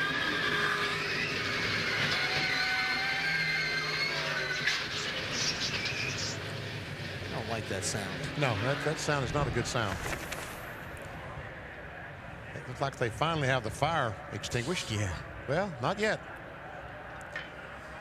Couple of badly damaged race cars heading back to the garage, adding to the attrition list. So we're under the red flag with thick of things. Oh, and Ricky Rudd, hard contact with the outside retaining wall. Oh, I guess. Talk to me, Rick. Around here, we'll check it out. See Ricky trying to get the window net down and bail out of that thing. Yeah, we can see there's a fire underneath the car. Can you make it? Nope. No. Sorry, Rick. There he's talking there a minute ago, Pat Bass. Rick Cordell, the spotter, telling Michael McSwain that he was talking a moment ago. Looks like might have blew a tire, Raymond. See if we can tell what happened to Ricky Rudd to cause this hard crash. You heard what they were talking about? Yes. Oh, yeah. Definitely a tire went down.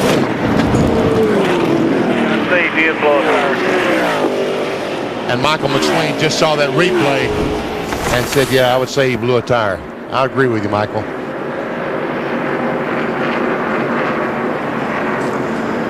So I was just starting to talk about how Jimmy Johnson and Matt Kenseth had gotten through the cycle of pit stops without a caution coming out. We're back in the top 10, and The yellow flag waves for Ricky Rudd having his problem. It hadn't been all that long since Ricky pitted, had it? When was the last time he stopped? See how slowly he gets out of there. Yeah, he had just stopped at lap 198. Tell you what.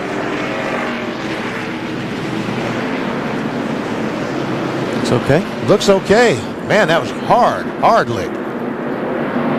Here goes Jimmy Spencer. Oh, big trouble on the front stretch. 5-6 cars involved. Kevin Harvick's in it. Ward Burton, Ricky Craven, Robbie Gordon. It's Bobby Hamilton sliding across the grass. And still others. Oh, one car on fire down in turn 1. It was Craven's car. The fire's extinguished itself. Here comes Ryan Newman, the 12 car, getting in the lap back. Here comes the 21, 77, all these cars. Jimmy Spencer getting in the lap back. Now slow down, guys. A lot of debris, a lot of wrecked race cars. There you go. Ward Burton's car all torn up. 22 in front of you. Brett Bodine got a piece of it.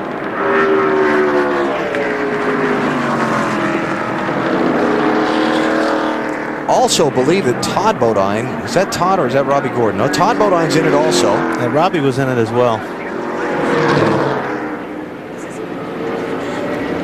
Todd Bodine, Jeff Green, Robbie Gordon. Look at the spring underneath the fuel cell. Yeah, rear spring laying underneath the fuel cell there. All right, what happened? When you see springs lit on the racetrack, that means something bad happened. Hard hit. They come off the corner, 3 wide. Ward Burton, Kyle Petty get together. They got in the grass. Whoever that was. Todd Bodine got that left side tires in the grass like we talked about earlier. You don't want to do because it's so wet down there. And it shot him right back up the racetrack into traffic. Watch here. Yeah, I kind of got the end of it there. Or after he's already been in the grass. And white car on the outside, Jeff Green. And Harvick takes some air here. And the 44 car, Jerry Nadeau down through the grass. I'm surprised he didn't get stuck there as muddy as it was. I think he had momentum on his side.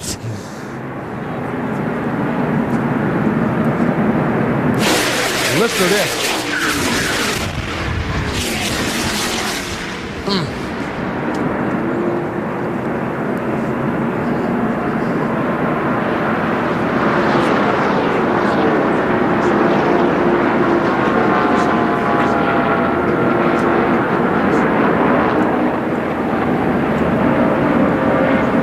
What a mess. Here's the first look at it again where you just see Todd Bodine's left side tires nip that grass. Remember all the rain we had today, the 3-hour delay? Right here, watch. He hits the grass, the car slides up into traffic.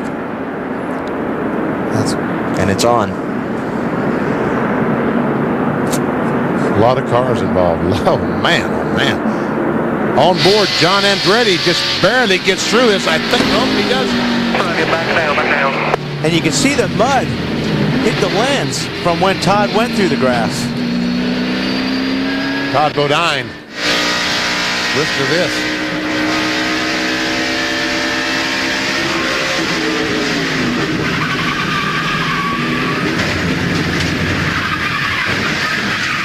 Marty, you going to talk to Jeff Green? I'm going to try, BP. He's surveying the damage, and there's a lot of damage to survey. Did you see Todd get... First caution is out. John Andretti off turn 4. It looked almost identical to the shot yesterday between the 4-car of Skinner and the 99 of Burton. This time, the 11 car Brett Bodine gets in the back of 43, and around John goes, backs off the curve, and no one runs over him. Well, down the backstretch, we see the 44 car. That's Steve Grissom this week. And all of a sudden, bam. Clunk funk. Jerry Nadeau was involved in a go-kart accident up here Wednesday night or something, and they're talking maybe out the rest of the year or something. Yeah, rib injuries for Jerry. Hope he's feeling better soon. Hermie Sadler's day in the top of the leaderboard has kind of gotten put in the spin cycle. He was running 12 moments ago. Caution flags out. Green car, Hermie Sadler. And around it goes. Got behind on his steering. Got behind and spun, and Martinsville didn't hit anything. Pretty good, huh? Takes talent. Special. He was running 12th at the time. Now Tony Stewart went in 15th and is 22nd right now. Well, a lot of cars did not hit. I heard that at Martinsville. Caution on the track. Jeffrey Bodine in the 23 car spun around in the corner. It looked like Jeff got a little help on that deal. I believe there's a little bumping episode went on prior to that loop. Well, you know, I talked about that Rusty Wallace was coming up on the back of the field to put guys a lap down. The pack Jeffrey was running in were the pack right in front of the leader. So there was a little pressure there for guys to stay on the lead lap, you think? Well, now, Ricky, let me tell you that Ricky Rudd and Casey Atwood, both in the 7 car, remember, had flat tires. Both cars 2 laps down. Both those cars now back in the lead lap. All right, here we go. Help. Yes, help.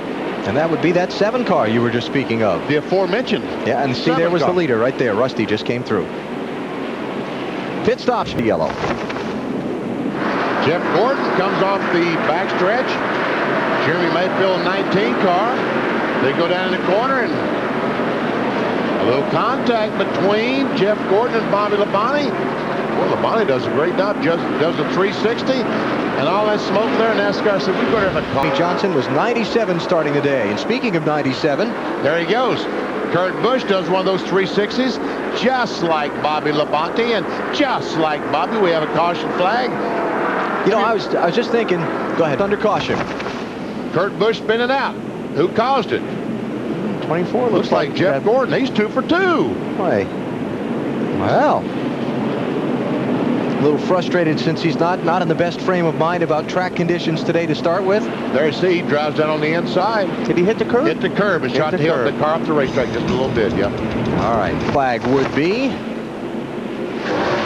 Well, the 11 car, Brett Bodine, coming off turn 2, gets in the back of Joe Nemechek, and Nemechek goes spinning into the inside retaining wall. Joe on pit road getting service to his car. Jeffrey Bodine's going to be the leader. He did not stop under this caution. Oh, Jeff Burton in the wall. Look at the damage now that Jeff Gordon has on his left front fender. I said Jeff Burton. I think it was Jeff Gordon that hit the wall so hard. Yes, it was. He's slow. Jeff Gordon is slow. Was Jeff Burton right front down? Didn't Jeff Burton run into him, though? Left front is rubbing the tire is rubbing the fender, but I think he made contact with it. Look at that right front. That doesn't look like it's at the right angle, does it? No, well, there is a lot of camber in that right front, but he may have a lot more now. Keep that left front fender clear. Left side and get that fender clear. Except you can't get to pit road. But it looked like Jeff Burton came up and ran into Jeff Gordon, and that's why Gordon went into the wall. That could be. The left side, the right side. Let's take a look at it again here. Watch the 99 car on the bottom. You see Jeff up top. Jeff gets a little bit sideways, runs into the 24 into the wall. So I guess Burton is who did the damage to the left front fender. Right, and turned Jeff into the wall. All right, we're just past halfway, and Jeff Gordon is on the pit lane under green, Bill. Well, if you think he didn't like this place before, it's a safe bet he doesn't like it all now. It'll be 4 tires. Robbie Loomis been on the radio, told him to make sure you pull that sheet metal out. They're able to get the jack underneath there. They'll change the tires. Topped it off with fuel. Didn't need that much because they were all just here. But this is the first of the championship contenders to take a big hit today. He'll fall a couple of laps down. Rudd made his up. We're only halfway through. Maybe Gordon can make it up, but this is a long stop and the lap's clicking by. And they're looking at the right front like what kind of problem have they got over there. I guess they determined they don't have too much structural damage, so they'll go ahead and change left side tires and try to get that fender out. They'll look underneath there. They look on the left side too, but they look there to see if there's any damage. Might as well fix it while we're here rather than have to come back in. Trouble. And trouble off turn 4. Big cloud of smoke. Bunch of cars emerging out of that. Bobby Labonte, one of the last cars to emerge. And they come back around to the caution. Elliott Sadler is going to get back on the lead lap. One of the first indications that you have something bent is the way your steering wheel is pointed. Yeah, right. And that's one thing Jeff Gordon can tell the guys, hey, my steering wheel's off, which means your toe is out or something's bent in the suspension. Looks like that may have been, He was the one that did the flying 360 and threw up the cloud of smoke. He's got a lot of damage on his right front fender that looks fairly new. And he only he doesn't have a right front fender, I'm sorry. And he only fell back to 14th in the spin.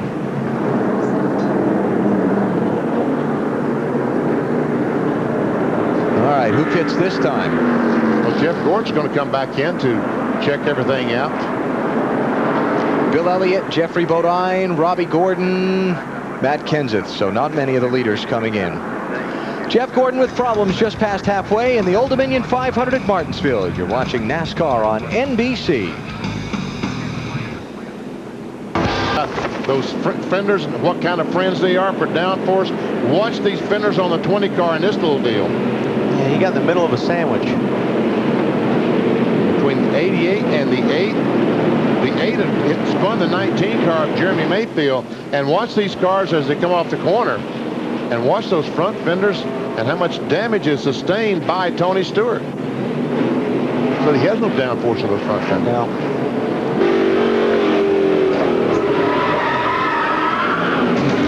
That would be caution number 10 for the Old Dominion 500. You're watching NASCAR on NBC. Uh-oh. Uh-oh. Maybe we jinxed him. We talked too much. Too much.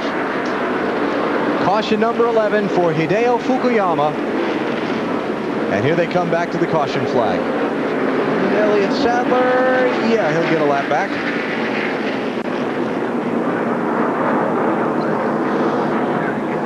All right, now. Pit stops, track position. Oh, man, it's all going to be settled here on pit. Well, it's not all going to be settled on pit road because, after all, they'll have 80 laps. Yeah, 90 laps, I'm coming in. But you lose some track position on this pit stop. You may not get it back. That's right. Pressure's on the pit crews as Fukuyama drives away. This is what we have of it for you. See, he was trying to come up between cars. He got air. He ran into the right rear of Jimmy Johnson. I mean, he flew.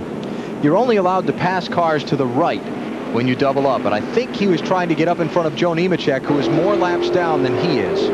Jimmy Johnson was swerving, warming his tires up. 44 came up and ran right over the left rear wheel of Jimmy Johnson. As long as the sheet metal doesn't rub the tire, I don't think that's going to hurt the integrity of the car. And Hideo Fukuyama's car has just been retired, and there may be a second candidate. Bill Elliott has been crashed on the front stretch. Hard contact with that inside wall for Elliott's car. Now Robbie's going to try to get it back. Oh, I don't think Kurt's going to give it to him, though. Well, let's see. Yeah, he did. Probably wisely so with that 9 car sitting sideways across the front stretch. Matty Yoakum staying out. Who's staying out? That would be the 97 right now. Between communication between the 97 and his crew chief Jimmy Fitting. Before that last restart, Alan, Kurt Busch came on the radio and told his spotter Jeremy Brickhouse to go tell the 31 spotter just to relax, and if we get a caution, I will let him have his lap back. That was the deal, and he did his end of the bargain. Paid it off. Caught you talking to your pit producer, didn't we? Alan, I'm talking to a lot of people down here. Attaboy, that's what you're supposed to do. Oh, Bill, you got some problems. Yeah, I think that car's going to need a little bit of fixing. 9 cars started 3rd today. Yeah. I think that's a little bit more camber than... That's liquid there on the front, isn't it, too? Okay. Now he's taking the car directly to the garage area. He took it to their truck. He's taking his helmet off. How about it, Dave? Now, the biggest reason this is a huge disappointment for these guys is because in the last run, it took him 50 laps to get from 31st all the way up to 14th. Bill had a great car, got some left front fender damage early on, but this is a big disappointment because they really knew they were running well at Martinsville, a track traditionally not his best. So Dave don't know what happened. See, we thought you were going to fulfill us with information, Dave, about what happened and what caused all that, see? Well, Bill, you know, I was not in the car with Bill, and I will effort to find that for you, but just wanted to know how much he'd done the last time in terms of speed. I got you. Well, let's tell you. Yeah, he got hit. We just saw it. I think that was the 25 car that was outside of him. Let's see. I think the... On board with Mark Martin, we'll see. Yep. Hey, Dave, he made contact with the 25 car coming off turn 4, and when he swung to avoid... Oh, trouble on the backstretch. John Andretti got nudged in traffic and pounds the inside wall. Your caution will be out. Andretti was 24th at the time. And I tell you, that's the second time, Wally, what you were talking about earlier, car's been on the outside. Back in the spring race, someone was on the outside of Andretti, pulled him around. He spun, 3 or 4 cars involved. You see John has dropped the window net, his signal to the safety workers that he's okay. Well, physically he's okay. Mentally he's a little steamed right now, I would guess. His car certainly is. Let's see if we can see what happened. They come off the corner and... Yeah, I don't know if somebody got in the back or not, BP. I think you're right. It looks like he got loose off of there. I don't see any marks on that back bumper. Do now. But I'm sure they'll give us a better replay to look at. Ooh, Wally issues the challenge. All right. Now we see the rescue workers trying to get the hood off so the wrecker will be able to pick the car up. So caution out just 5 laps into the Napa 500 in Atlanta. 24th place runner John Andretti at that time now crashed to the inside of the backstretch. Order first, here's the race off pit road. Nemechek. How about that? Good race. Gordon. Nice job, 25 crew. And what Matt Yoakum was trying to tell you, and here's the spin by Johnson. Easy. And Mike Waltrip said, on board with Jimmy. Go, buddy.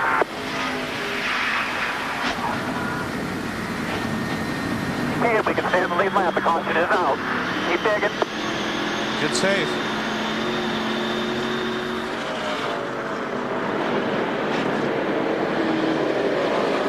Little 175-mile-an-hour slide. I'm watching that car like that all day. Oh! Jimmy Johnson again. 17th place he was running, and he goes for his second slide of the day. And this time the leaders were right behind him, and that put him a lap down. Well, if you can spin twice at Atlanta and not hit anything, you are lucky. Caution 4 is out.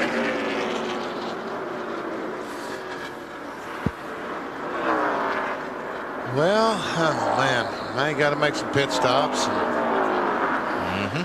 Hope that it doesn't rain before they can restart. If I was Kyle Petty, who's back in 16th, I think I wouldn't pit until they give one to go, and then I would pit. When was the race Dave Marcus won like that? Richmond, Virginia? Yes. Yeah, like 1982.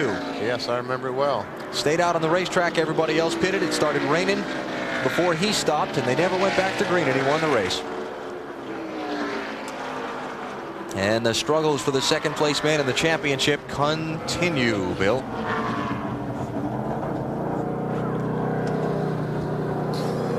It's been another tough day for Jimmy Johnson. Came in second in the points. Another second on-track incident. Changed the right sides, come around, changed the left side tires off the start at the end of the longest line. But came in with such high hopes and such a positive attitude. But a frustrating day for the 48 bunch. Oh, those raindrops we see in the light, conclusion as to its cause. Right under the billboard. Oh, here he comes. He was right in the middle of the track, too. Like last time. Well, last time he spun by himself. Yeah, but he was way up high, you know, in the marbles. Pushing hard to stay in front of the leader and stay on the lead lap. I would guess that was it, because we saw Kurt Busch right behind him. Let's go on board with him and see what it's like to spin out about 170.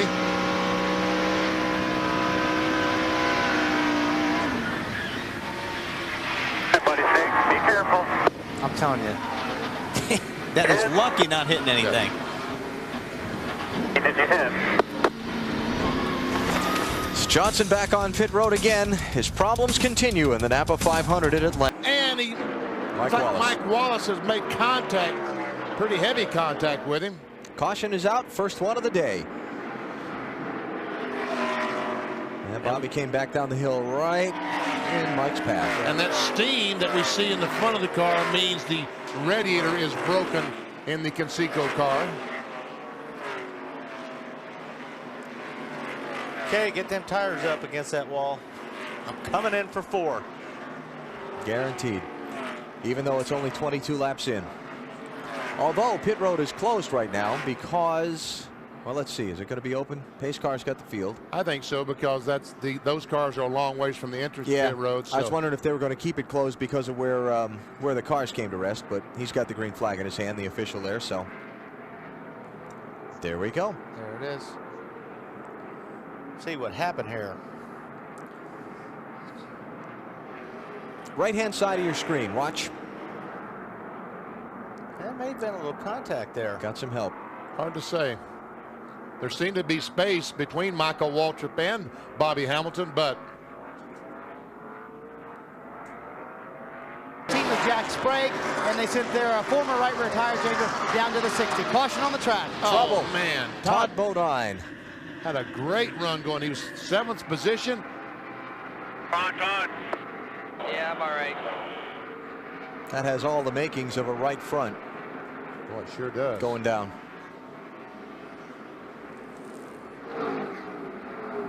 Caution is out, 3rd time in the race.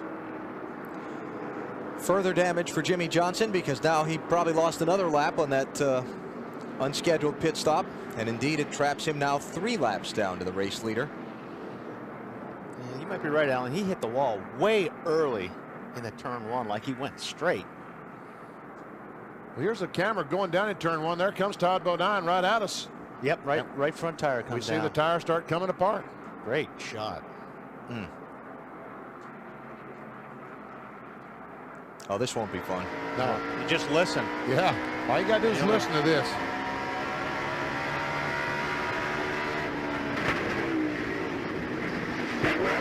Yikes. That's a hard hit. What's going on down there, Marty? Well, Jeff Green's still fighting the same problem. Trouble for Ward Burton has brought the caution flag out here at Rockingham. The turn 3 wall did the damage to the back end of the Cat Dodge. And the front end. And the sides. And here's how. I know, it was really a weird deal. There he is. He's got a Oh, he's got. I don't know what the heck that what was it? Did he get run into? Evidently, someone ran into him in the back of him somewhere back off turn 2, and he was still trying to get the thing back under control. Oh, the right front tire's flat. Before or after? Or... Yeah, we're not. We'll further investigate that one. Meantime, the leaders are coming to the entrance to pit road. Oh, he and Brett Bodine brushed. Yeah, that's what I said. Like you were starting to say, Benny. It started way back there in the straightaway. Okay, leaders are in. Marty. An important stop. Trouble in turn 4. Jamie McMurray has spun around. The caution flag is out. And there's some damage to the left rear of the... Severe damage. And Tony gets his lap back. That was good save for Tony Raines. Pit road boys telling us McMurray was reporting his car very, very tight before the crash. Did not want to turn in the corners like he needed it to. Boy, his luck has really run out, huh? McMurray trying to win 3 straight NASCAR Busch Series races and coming into yesterday's event here at Phoenix that you saw on NBC. Got caught up in an early crash. And you know, if you follow Winston Cup racing, about the Cinderella story he's been in this 40 car. The great performances that he had, the win at Charlotte in just his 2nd start, the 15th place finish at Rockingham, 7th in Atlanta, far surpassing expectations. I'm a little disappointed in you for not getting me another set of tires yesterday. I know we should have. We needed another set of tires. Everyone needed another set of tires. Yeah, everybody did. All right, anybody come into pit here? Leaders. Trouble down the front stretch. Scott Wimmer, caution's out. Pretty serious damage to the right front on that car. Caught the inside wall, a good one. Oh, all these cars trying to get a lap back. They all will succeed. Slow down, gentlemen. So the weekend that was so good for Scott Wimmer yesterday when he wound up winning the NASCAR Busch Series race will end up shy of its scheduled goal today.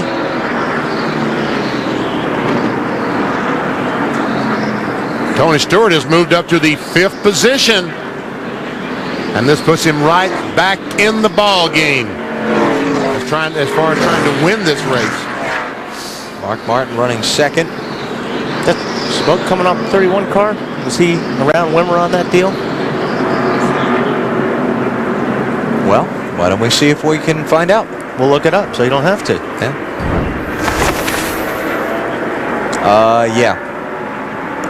31 car of Robbie Gordon was trying to go by Wimmer on the outside, made contact. Oh, look at Tony sneak through there. Oh, man. A lot of those guys snuck through. Even though they all came in under green a little while ago, most of the leaders all coming back in now, Dave. And on the last pit stop, Mark Martin specifically asked for Scott. Another look at what happened between Scott Wimmer and Robbie Gordon. Clear, not clear. In this case, not clear. Well, there looked to be a hole there that Robbie Gordon thought he could get the nose of his car in, and Scott Wimmer came up, contact was made. Hey, he just wasn't clear. And Tony Stewart, the championship leader, just sneaks through. Christian Fittipaldi is damaged. Against the wall in the middle of 3 and 4, Mark. Big crash. Let a couple of runs out. Tempo, scheduled in the right rear wheel, 2 in the right rear. I tell you what, NASCAR, and we see a lot of cars getting a lap back. John Andretti, Kevin Harney. NASCAR officials will tell Christian Fittipaldi not to so quickly start getting out of that car. You're right. Unless you're on fire, you do not want to unbuckle when there's cars still coming around to get the caution. Because if somebody slips, if it was oil or something, and would have wound up in that car, it would have been very bad. Christian Fittipaldi making his first NASCAR Winston Cup start. Former star on the kart championship car series. His day will come up shy of the finish.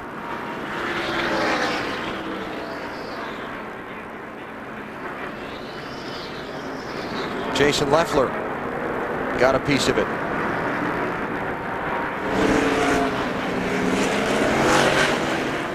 Yes, you did that. He's looking and said, you mean I did all that damage? Didn't feel like it was that much damage. 4 tires, 2 rounds down in the right rear. Come on, guys. Wow. All right, now what happened to put us under caution? Top of the screen. I think Christian probably had help on that deal. With Jason Leffler? Yeah.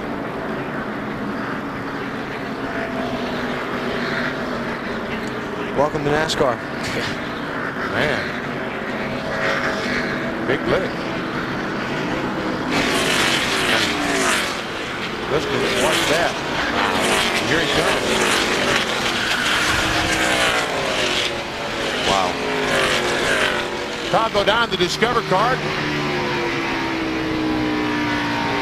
Stay in front of me. Go low. Go low. I don't know. Attaboy, Richard. You're right on the ball there, buddy. Spotter for a 26 car, Richard Boston. I don't know if Jason slid up the racetrack. He was awfully high to have a car on the outside of there. So under caution here at Phoenix. 2 tires for Matt Kenseth. He's on. Joe Nemechek leads the Ford 400. Trouble, turn 2. Michael Waltrip is in the wall. Martin and Stewart made it through. And the caution flag is out.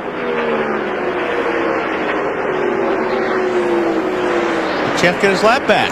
Looks like Ryan Newman also. Did Ryan Newman get a lap back as well? They are going to check the camera at the start-finish line, Benny, the photo finish camera to see. But Jeff Gordon definitely did. So that puts 23 cars on the lead lap, possibly a 24th. Our computers are saying for Newman, but we'll see what the camera shows us. Computers being the telemetry scoring with the radio transmitters on each of the cars. He's got our left front down. I don't know if he did that from locking the brakes up before he hit the wall or... Michael Waltrip. Everything's flat. Yeah, Michael finished second in this race a year ago. Thought he had a pretty good car for today. Not going to work out. Leaders coming to pit road. Maybe a little nudge from the 40 car. Yeah, looks like Jamie McMurray might have gotten into him back in the middle of the corner. And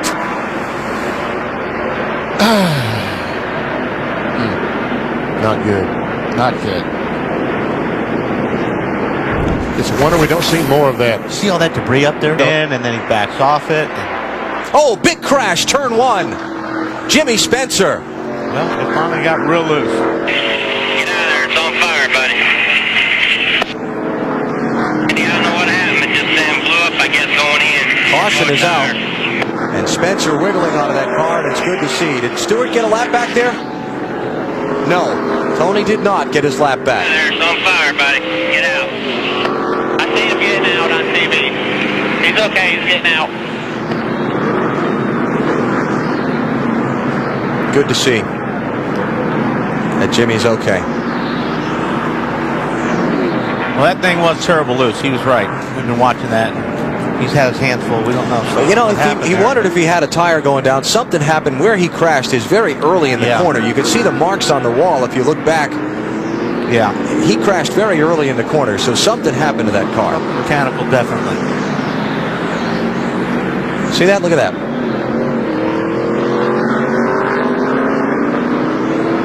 Take a look here. See him coming down the straightaway right there.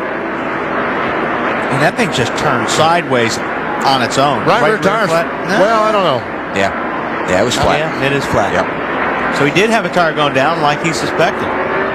Oof. Wow, that guy standing there got warm. See that photographer? Yeah. And Greg Biffle did the same thing yesterday. You know, stayed out there with a flat tire, did not crash, but might have cost himself a victory. More nervous than anything is when... Trouble in the corner.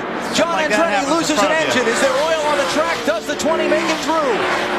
Yep, 20's on the bottom of the racetrack. There is oil on the track. You saw Robbie Gordon spin. Stewart's going to get through and come back to the caution. I was just saying, that's the last thing you want to see on your windshield is somebody having trouble in front of you. Wow.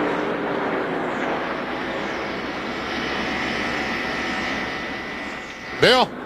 Tony Stewart to his crew, I can see perfectly, no problem. So he has no oil on the windshield, doesn't have to make a pit stop to clean the windshield. Oh yeah, beautiful. Don't run into the back of somebody under caution. Sometimes that's a concern when someone blows in front of you, all that oil comes back and covers the windshields. Several cars behind him. So there was oil on the track from Andretti's engine. They're going to stop and clean that up. They're going to wrap this caution back up. Look at all that oil coming up underneath that car. That thing blew up big. Big time. Mark Martin in front of all that on the racetrack when Andretti had his problem. That's too bad for John. He was on the lead lap having a good run. Moves Tony Stewart up to 15th, another spot.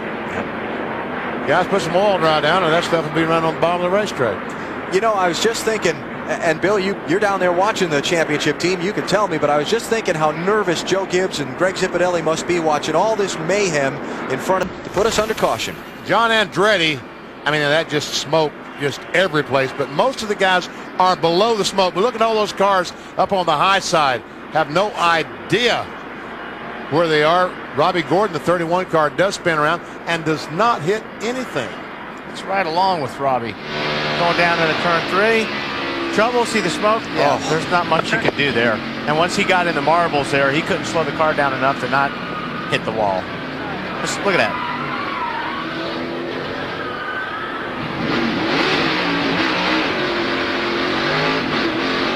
What's on board with Tony Stewart when he goes in the corner, but you can see he's down below all the smoke. He can see the racetrack.